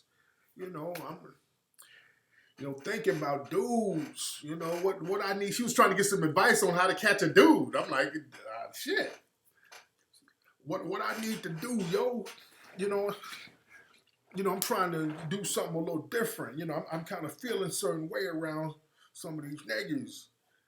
I said, well, damn, number one, you want to get a dude. it'll help if you take your strap on off. Let's put that away first. Because that's going to really throw things off if you hop in the bed and you got that on. So make sure that's off.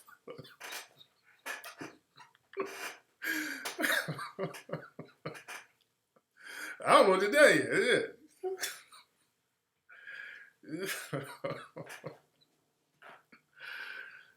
Yeah, she wanted to turn a new leaf. Like, I don't know how to walk in heels. We'll get you some little flip-flops. Get some flip-flops and shave, and you're going to be all right. Yeah? Yeah, start talking like a man, kind of film your voice up a little bit. Yeah? Yeah, film your voice up a little bit, and, take off those work boots and get your toes done. Shit. It'll come to you.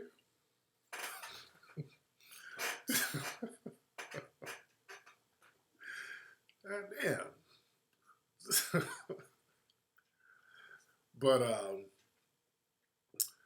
But yeah, man, like I said, dude, they want to have all types of sexual confusion with us.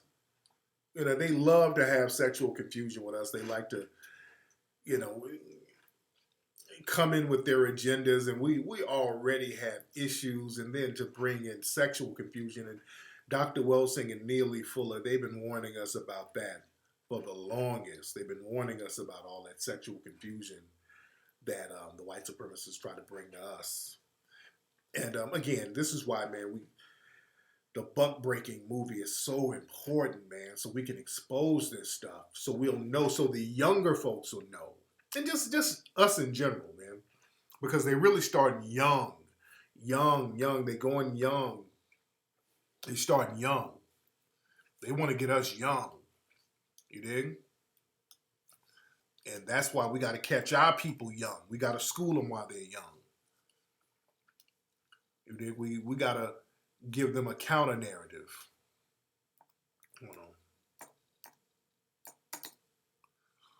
Yeah, we got to give them a counter narrative to counter what the white supremacists are throwing our way. And let me show y'all something. Hold on one second.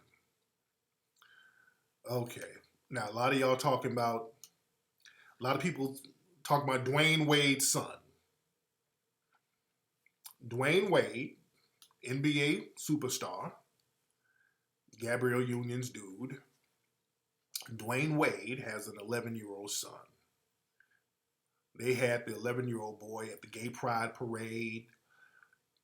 They're almost making him a spokesperson, what it looks like, or some kind of mascot for the LGBT community. So, I got an issue with children kind of being sexualized, because now we're talking about a sexual thing, and children shouldn't be the representatives of anything related to certain sexualities like that. Any sexual type of behavior. That's just, that's a weird thing. And a lot of folks hadn't seen this. This is Dwayne Wade's son, and I talked about this on my other broadcast the other day. This is Dwayne Wade's son when he was on a runway. This is Dwayne Wade's son on a runway. This was a few weeks ago. And this is his son. This boy was sashaying down this runway. Hold on.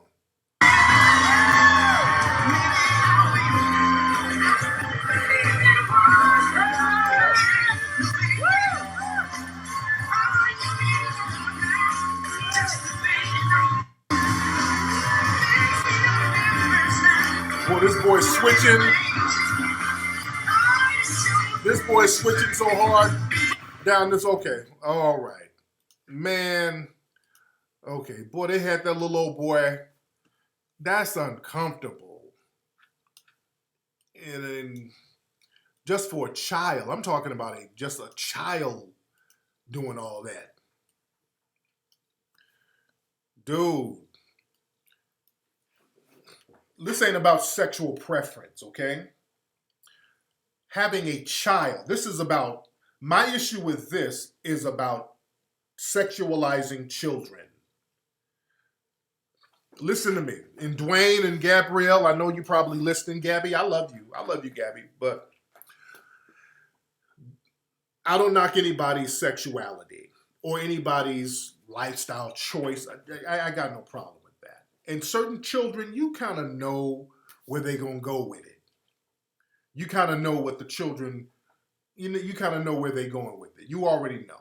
Sometimes you know when it comes to children. But sexualizing children and co-signing sexualizing children, I can't co-sign that. I have a daughter. If my daughter, or when she was 11 years old, listen to me. When my daughter was 11 years old, my daughter, who's a heterosexual little girl, well, she's a grown woman now. I still act like she's a little girl, but she's not. She's a grown woman. If my daughter was 11 years old and switching around like that, tooting her ass up like that, there would be a problem. If my little girl was doing that at 11 years old, a little girl shouldn't be doing all that at 11 years old, tooting your ass up on the runway. And that's an 11-year-old girl. That's not a good look for an 11-year-old girl. Throwing your ass like that at 11 years old as a little girl, no. No, even on a runway. As a little girl, throwing it like that on a runway. And my daughter has done little modeling things at school. She wasn't throwing it like that. When she was in high school, she wasn't throwing it like that, doing the modeling thing. I got a tall, beautiful daughter. She wasn't throwing it and tooting it up like that. So that's completely unacceptable for an 11-year-old boy to be popping his ass like that. What's been done to this child? What he doing? What is he doing? Children shouldn't be busting it open like that. Naomi Campbell don't be throwing her ass like that. Damn. That's not a good look for a child. I'm just talking about child, adult. I'm taking the sexuality thing, well, the sexual preference thing out of it. I'm taking this ain't got nothing to do with sexual preference. This has something to do with adulthood and childhood. Where he getting that from? What's going on with this child to be so sexualized at 11 years old? Why is an 11-year-old so damn sexualized? You understand? What you popping your ass up for? How you popping your baby bussy? What is that? That's cringeworthy. I would feel uncomfortable being at a modeling event watching something like that. I would be very uncomfortable just being in the room with some nonsense like that going on. A little kid busting it open like that. Who is this kid around?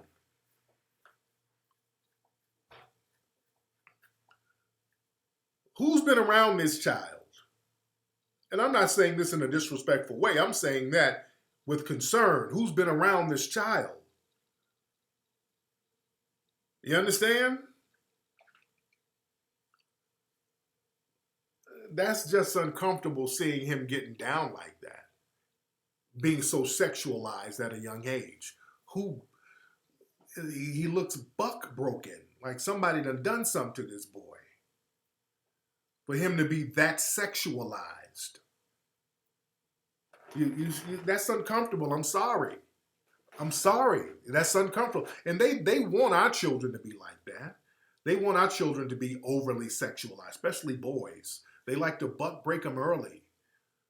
So, and I'm not being accusatory of anything. I'm not trying to, Dwayne Wade and Gabby, they seem like good people. I don't know who the boy's mother is, who's raising them, who that little boy's been around. And again, I see Gabby wants to embrace his lifestyle choice. That's fine. But for him to be so sexualized, that's very uncomfortable. That suggests something else is going on. You understand? That suggests something else is going on. Not saying there is, but 11-year-olds shouldn't be tooting their ass up like that, no matter what gender you are. Yeah? Family, yo, we gotta be on the money on this one, man. We gotta be on the money. We gotta be on the ball. We gotta speak on this stuff. We gotta speak on the agendas. Again, they getting us young. And with him popping it like that, I can almost guarantee he grew up around some white folks. He probably got a bunch of white little friends or whatever. When y'all see kids that sexualized, y'all see them around a lot of white so-called peers. You dig? We gotta speak on this. See, a lot of black people are afraid to talk about the agenda and the programming that the white LGBT community brings down to us. That's what the whole buck breaking movie is about, family. Family, again, hit that Kickstarter. Man, we are in dire times right now. We got to be real. We got to be unapologetic about getting this information out and warning people and showing how the whole agenda is played out. That's what the buck breaking movie is about. Hit that Kickstarter while I'm talking, family. We need to get at least over 40,000 tonight, at least. Hit the button below. The Kickstarter button below. Or go to Kickstarter and type in buck breaking, or you can go to buckbreakingmovie.com, ladies and gentlemen. Because we got to understand, when we get around folks in the dominant society, especially with one black person, they make sure that you Sambo ready. They make sure that you are on the train. Now let me show this. Let me find this article about this woman. Hold on one second. This is another person who's been around those in the dominant society. Hold on, let me see. Where's the article? Where's the thing? Hold on, let me see if this is it. Okay, so if you... Okay, where's this article? Hold on, where's this? I'm looking for the Kai Waters thing. I gotta break that down. Where is it? I want the... Hold on. Y'all bear with me. I gotta break this one down. Hold on. This is another thing. A lot of this stuff I should have had ready, but it is what it is. Where is she? Where's this? Where's this? Okay, come on, thing. So this is about this sister, quote unquote. This is okay. I think this is it. Excuse me. Okay, this is it. Kentucky's self-defense law. A lot of you... Okay, now let me put this up. Hold on. Okay, now look at this. About this lady named Kai Waters, who was attacked by a white supremacist female while she was driving. Now look at this. You've been asking, How does that work after our story last night involving a case of road rage in Elizabethtown that was caught on video? Wave 3 News reporter Connie Leonard took a look at the Castle Doctrine. She joins us now live with more. Now, this law allows deadly force if someone comes into your home or your car while you're in it. Yeah, Shannon, if you fear serious bodily harm from that person, the law is designed to protect you and anyone else who defends themselves. Attorney Tom Clay, who's not involved in the case, saw the surveillance video and says he believes it speaks for itself. The video certainly should have been taken into consideration in any charging decision. Louisville attorney Tom Clay says when he saw this gas station surveillance video, he was pretty certain he was witnessing the Castle Doctrine. Clay says it also appears police got it wrong when they charged 33-year-old Fort Knox Sergeant Kai Waters with felony assault. This video is very disturbing as far as showing a person who has been designated as a victim who actually appears to be the aggressor. Waters told us a 58-year-old woman got behind her in the fast lane on Patriot Parkway in February, wanting her to move over. Waters says the woman bumped her car, so she called 911 and pulled into a gas station. The woman pulled in behind her. She ran over to my vehicle, pretty much slammed the door on me, and I told her, I was like, you know I'm on the phone with the 911 operator, they can hear you. Waters claims the woman punched her face, so she grabbed a knife in her car and stabbed the woman's leg. The fight spilled outside. Waters said when Elizabethtown police arrived, they tended to the other woman and took her downtown. The Castle Doctrine got a lot of publicity in Louisville years ago when a judge ruled former Louisville baseball player Isaiah Howes was acting in self-defense when he shot and killed Daniel Covington after he said Covington attacked him in his car. Clay says in this case, there's video evidence. This vehicle, which is the subject of this road rage incident, was occupied by the sergeant at the time this other individual came around and basically initiated physical contact with him. So they just basically showed, as you see, they just showed the contradictions of all these old Castle Doctrines and stand your ground laws. These are racially based laws. All right? These are racially based laws. So Kai Waters, the woman who got attacked racially, she wants justice. She got attacked racially. All right? And, a lot of folks saw this and people ran to her rescue because this is a clear case of white supremacy. It's a clear case of anti-black racism at play within the system and the white supremacists being on code. So naturally, people started caping for her. Well, the Kai Waters lady, I did a little research on her.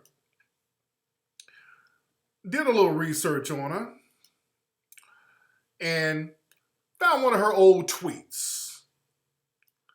Old Facebook posts. This is on Facebook. On Facebook in 2015, Kai, who's known to cavort with zaddies, she said, Black Lives Matter is a hate group just like the KKK.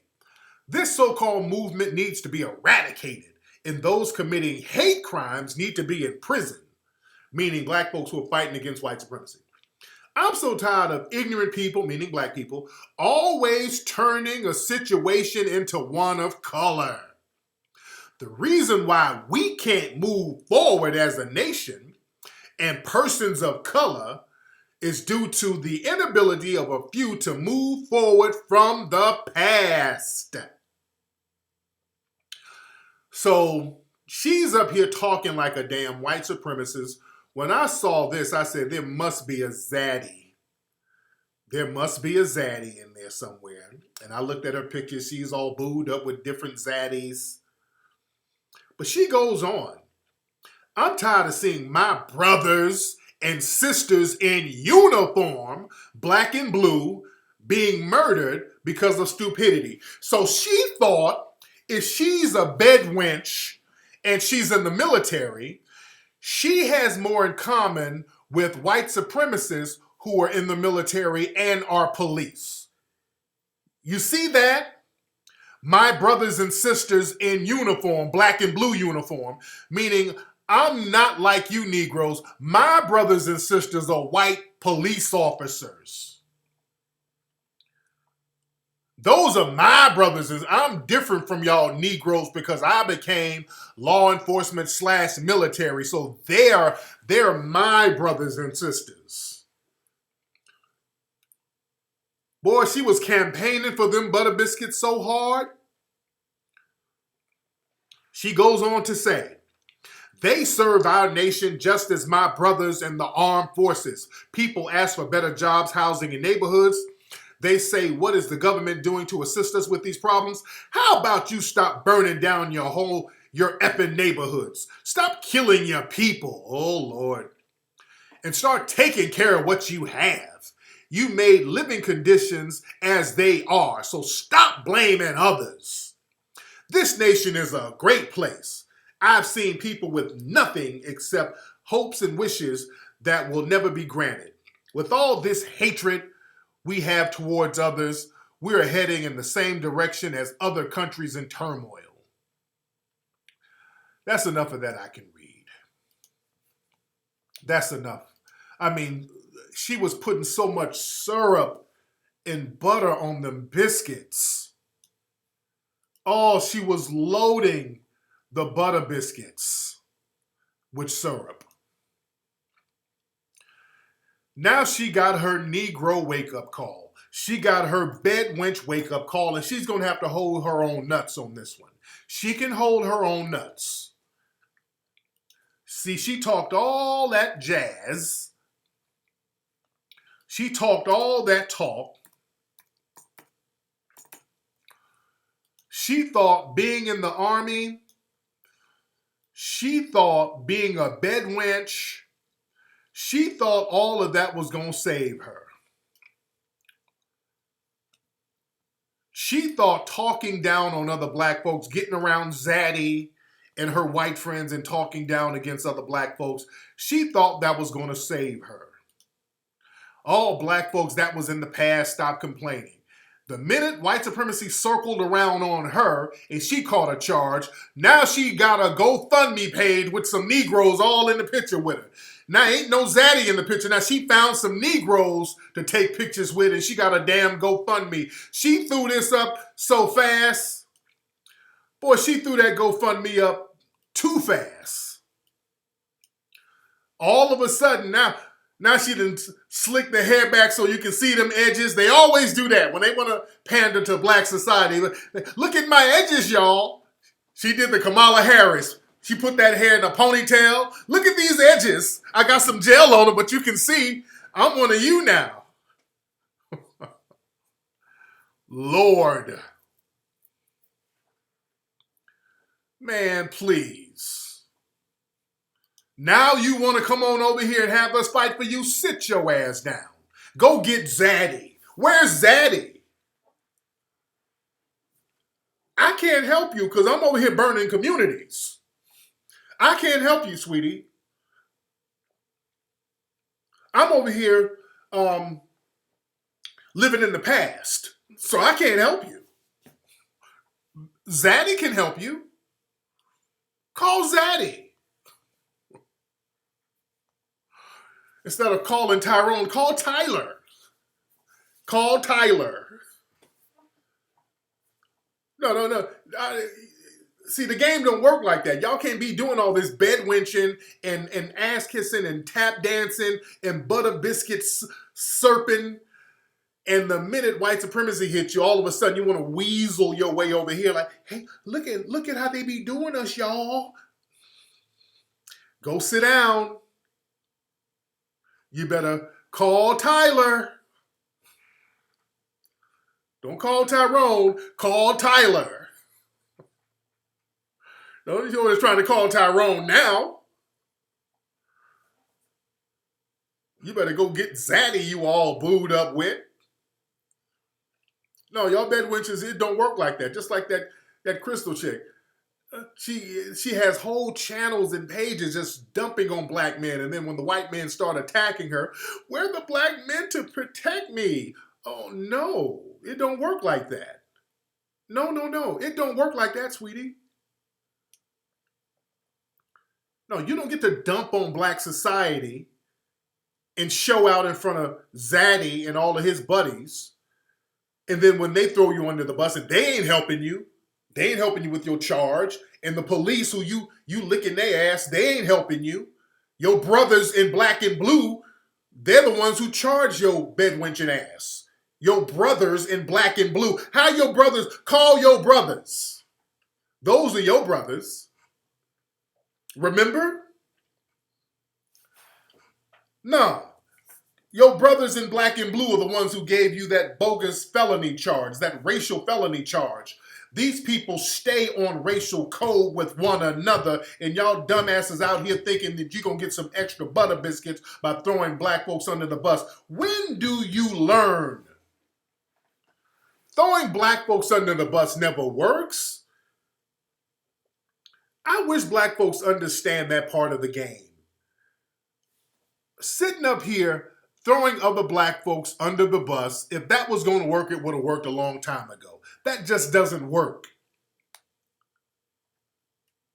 Sitting up here showing out, well, I can't beat them, I'll join them. What about black on black crime? And then when it circles back on you, all of a sudden, Hotep brothers, y'all like my new hairstyle? I put some new gel in my edges.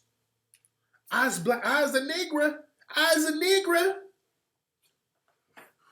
No, sit down. We good on you.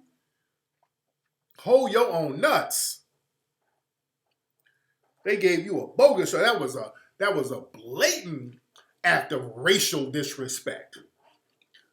They let that white woman come up on you and assault you, and all those castle doctrine laws. A black man got killed, and they threw that castle doctrine garbage out there. Let the black man get killed.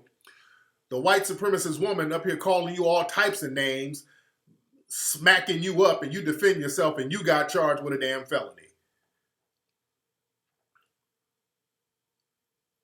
You dig?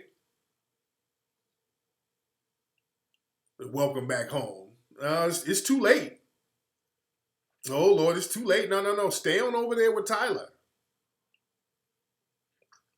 You dig? And in the military, and the thing about the military, there's a lot of samboing and bedwenching going on in that military. And I ain't saying that about all our military brothers, but I see a lot of that samboing. They almost instill that in you, in many of them. But I got some riders in the military too. There's some brothers who are real woke. But, they brainwash a lot of us when we get to the military. Yeah?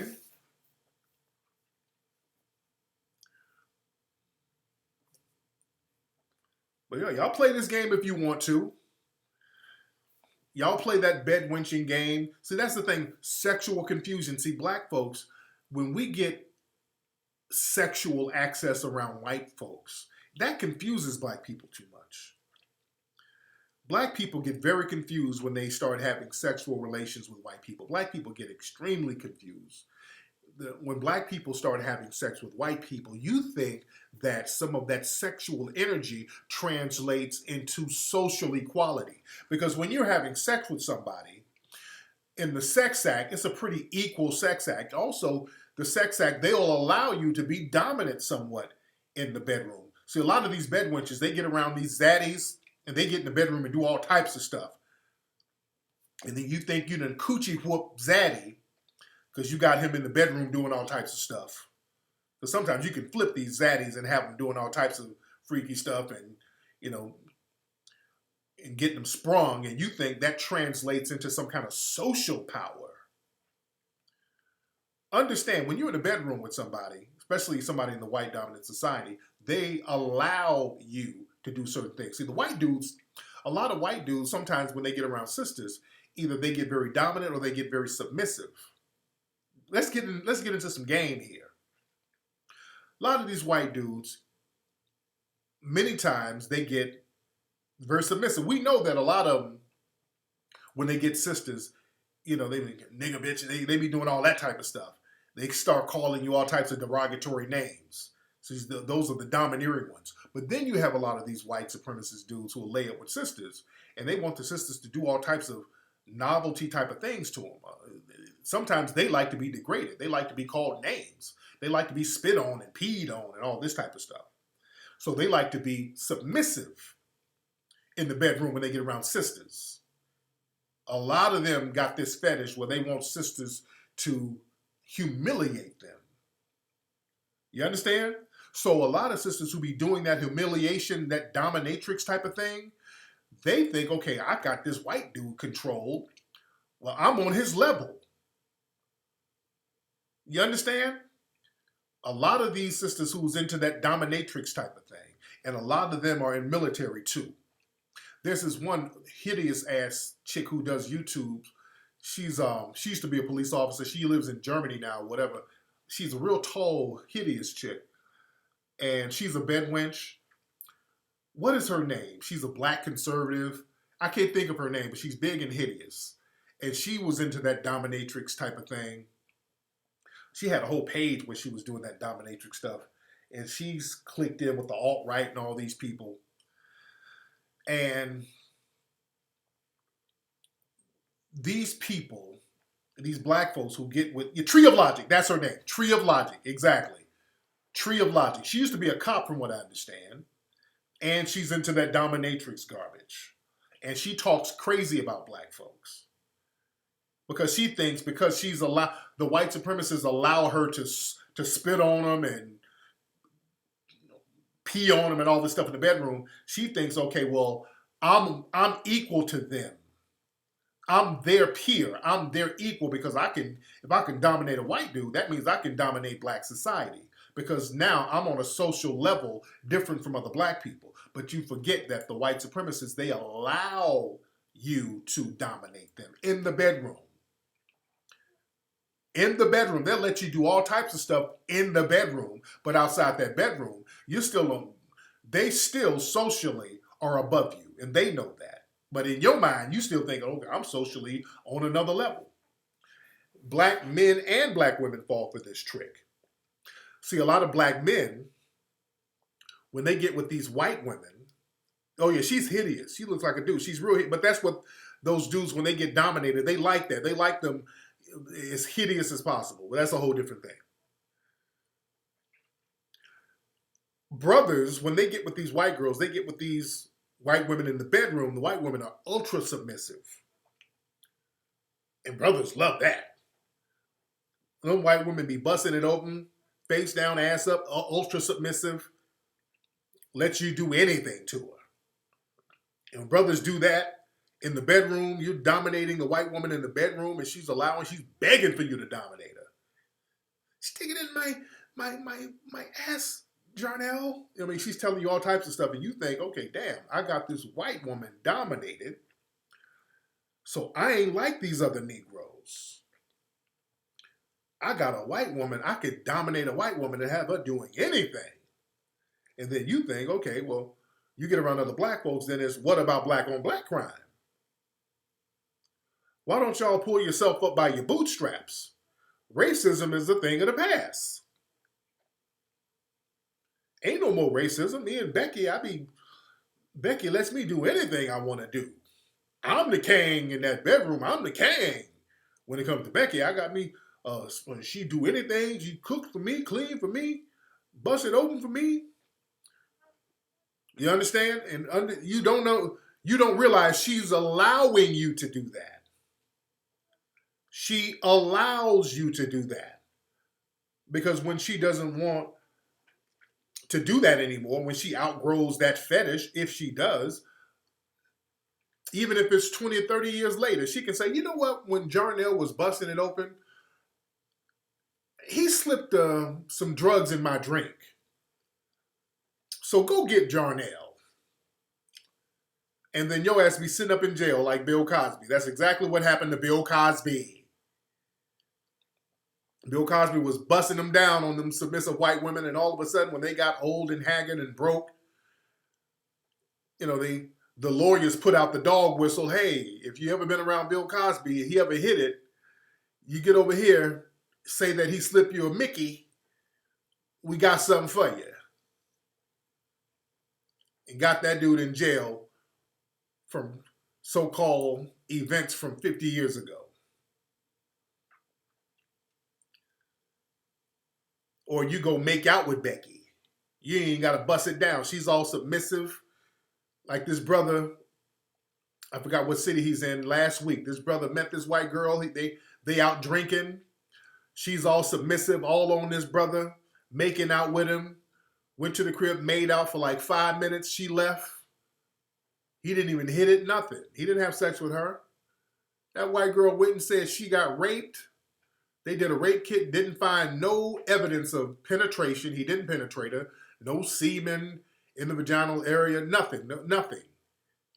This brother made out with a white woman for 5 minutes. She got sober, said that it was rape. The judge said, you know what? Yeah, that is rape. 12 years. He made out, he kissed a white woman. He was kissing a white woman, and that brother got 12 years. Yeah? 12 years in jail for making out with a white woman. Albert Wilson, that's his name. 12 years for making out with a white woman. These people ain't playing. And these people aren't playing out here. Understand, when you interact with somebody in the dominant society, understand that you are potentially in danger, no matter what your interactions are. You got to be very careful out here. It's suicide to be on here talking about some ain't no more racism. That's suicide at this point. That's suicide to be that naive, because you have to pretend to be naive. You're not naive. If you're a black person over the age of 15, you're not naive about racism. I would say over the age of 21, because there's still people, you go to college, you got your little white buddies that you went to school with. But when you become an adult and you start competing in the job market, you understand racism. And if you sit up, you're a grown-ass black person talking about you don't understand racism and racism is a thing of the past, you running game. You ain't fooling nobody. You running game. That's you trying to show out in front of somebody. Yeah? But yeah, we got to be real out here, man. The game is real. The agenda is real. They have overt war and they have covert war. The overt war is the race soldiers with these clearly racialized laws using the I'm white, not say so narrative. That's why we got to always be about getting tangible reparations. That's no other discussion is on the table. We don't need another law. If they say, well, we're going to give some more laws to offer this, laws mean nothing if you don't have the money to back them up as a community. We don't have the money to back up the laws, meaning punish or reward the people who enact the law. There's all types of laws on the books. They simply don't enact them when they come to us. Like the Castle Doctrine, as we saw in that news report. There's a law that says if somebody attacks you, you can use deadly self-defense. You can kill them if your life is in danger. What they don't tell you, that means if you white.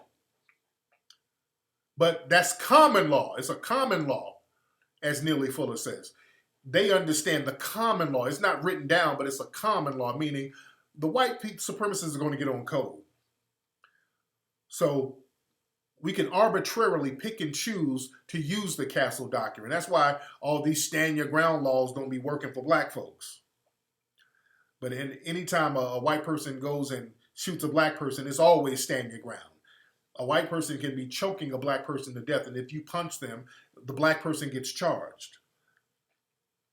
This happens all the time. Nipsey Hussle's partner, the brother who's one of the victims in the shooting, Nipsey Hussle's guy was Kevin, who got shot at the Marathon store. He was the second victim who got shot. He's in a wheelchair now. He got arrested. Yep, it's the Casual Killing Act. The Casual Killing Act is still in order. Is it Kerry or Kevin? Kerry's. It's Kerry?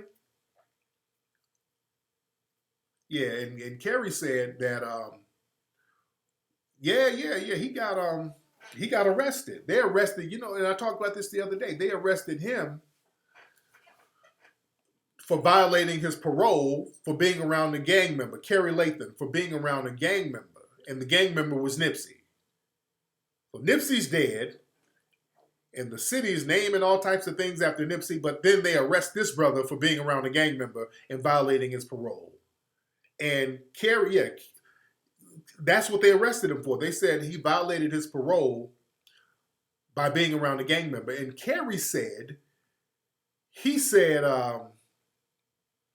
when the parole people came, the parole people told him, he said, well, the parole people said, it ain't us, it's some higher ups. We getting this from higher ups.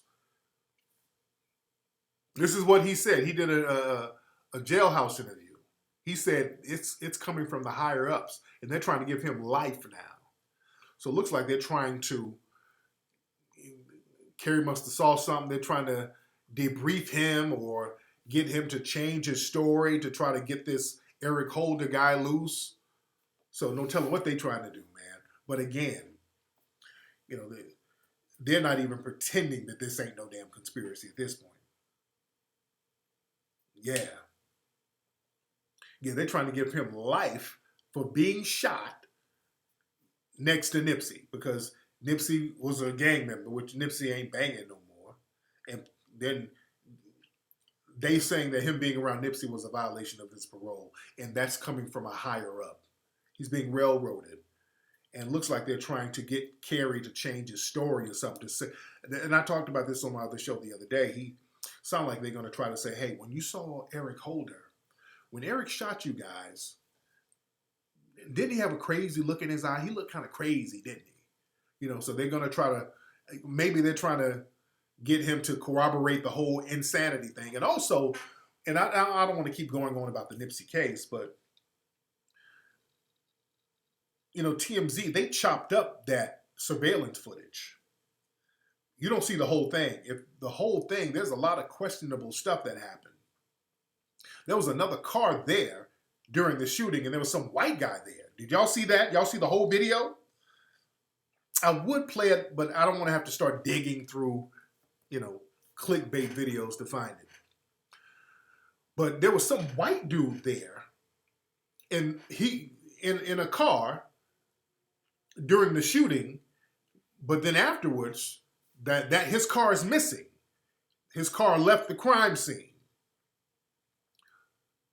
So it's real weird. A lot of weird stuff going on with that. I don't want to have to find it, man, because yeah. You saw that, Prince? I know it's hard to see something, but we do see there's some random white guy there, and that car ain't there no more. The car was there, but then the car wasn't there no more when the police and all that, and the tape was all that. Because during a crime scene, nobody's supposed to leave. You know, they tape everything up and make sure nobody leaves. So that one car that this random white guy was in, he wasn't there no more. Some people are saying looked like Eric dropped a gun in the car. Some people say looked like the guy got out and said something to Eric. I don't know. Looked like the guy got out and put something in the trash can. But I'm like, okay, who is this guy? Who the hell is this white dude out there? So it's real funny style, man. Real funny style stuff. Yo, and another thing. Stop sending me that story about Eric Holder saying that he got $75,000 from the police to do the murder. That's a fake story. That's on one of the fake clickbait sites. That's where it originated from. Do not share that with me. Please don't share that with me. That's a fake story. That's a fake story, and it's deliberately being put out there. They're putting out fake stories deliberately now. And what's funny, all of these little naysayers who are attacking us for pointing out all of these things that came to be true, nobody's calling out these obviously fake stories. All these stories coming out about Eric getting money, and then somebody saying that the driver, she got killed, and all these fake stories that's being deliberately put out. None of these people are questioning that. Now that's interesting. These obviously fake stories, these clickbait stories, nobody, all of these little naysayers, nobody's saying anything about that. So that those naysayers, all these people trying to tell us not to talk about conspiracies, again, these were agents. Most of these people were agents who were told to create a misdirection campaign. That's why I told people, we stick to our guns. We're going to keep speaking the truth. Trying to spam pages and troll pages, trying to discredit folks. See, we knew what that was. They're trying to cause confusion. And like we're saying, this case stinks to high heaven. Some things aren't right, and it looks like people from the top have orchestrated this thing. You understand? So we got to stay on top of our square. We got to stay on top of our game. But anyway, man, everybody, if you haven't subscribed, subscribe now. Hit that subscribe button. Click the Kickstarter link right below me, right here. The Buck Breaking documentary. We're getting that popping. We're at 37,000 right now. We need 3,000 more, 6,000 of y'all in here. If everybody in here, go right now and give $1. Everybody watching right now, if every single person watching right now go to Kickstarter and just give $1, we can hit the 40,000. We hit that mark and we're at a good space.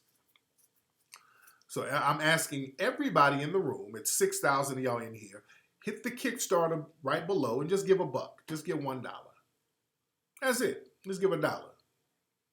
And then we'll get over that mark. It's enough of us in here right now to get that thing popping. So everybody, click that link, give that $1. Much respect to you. And I'm going to holler at you guys on ISM this Tuesday. Y'all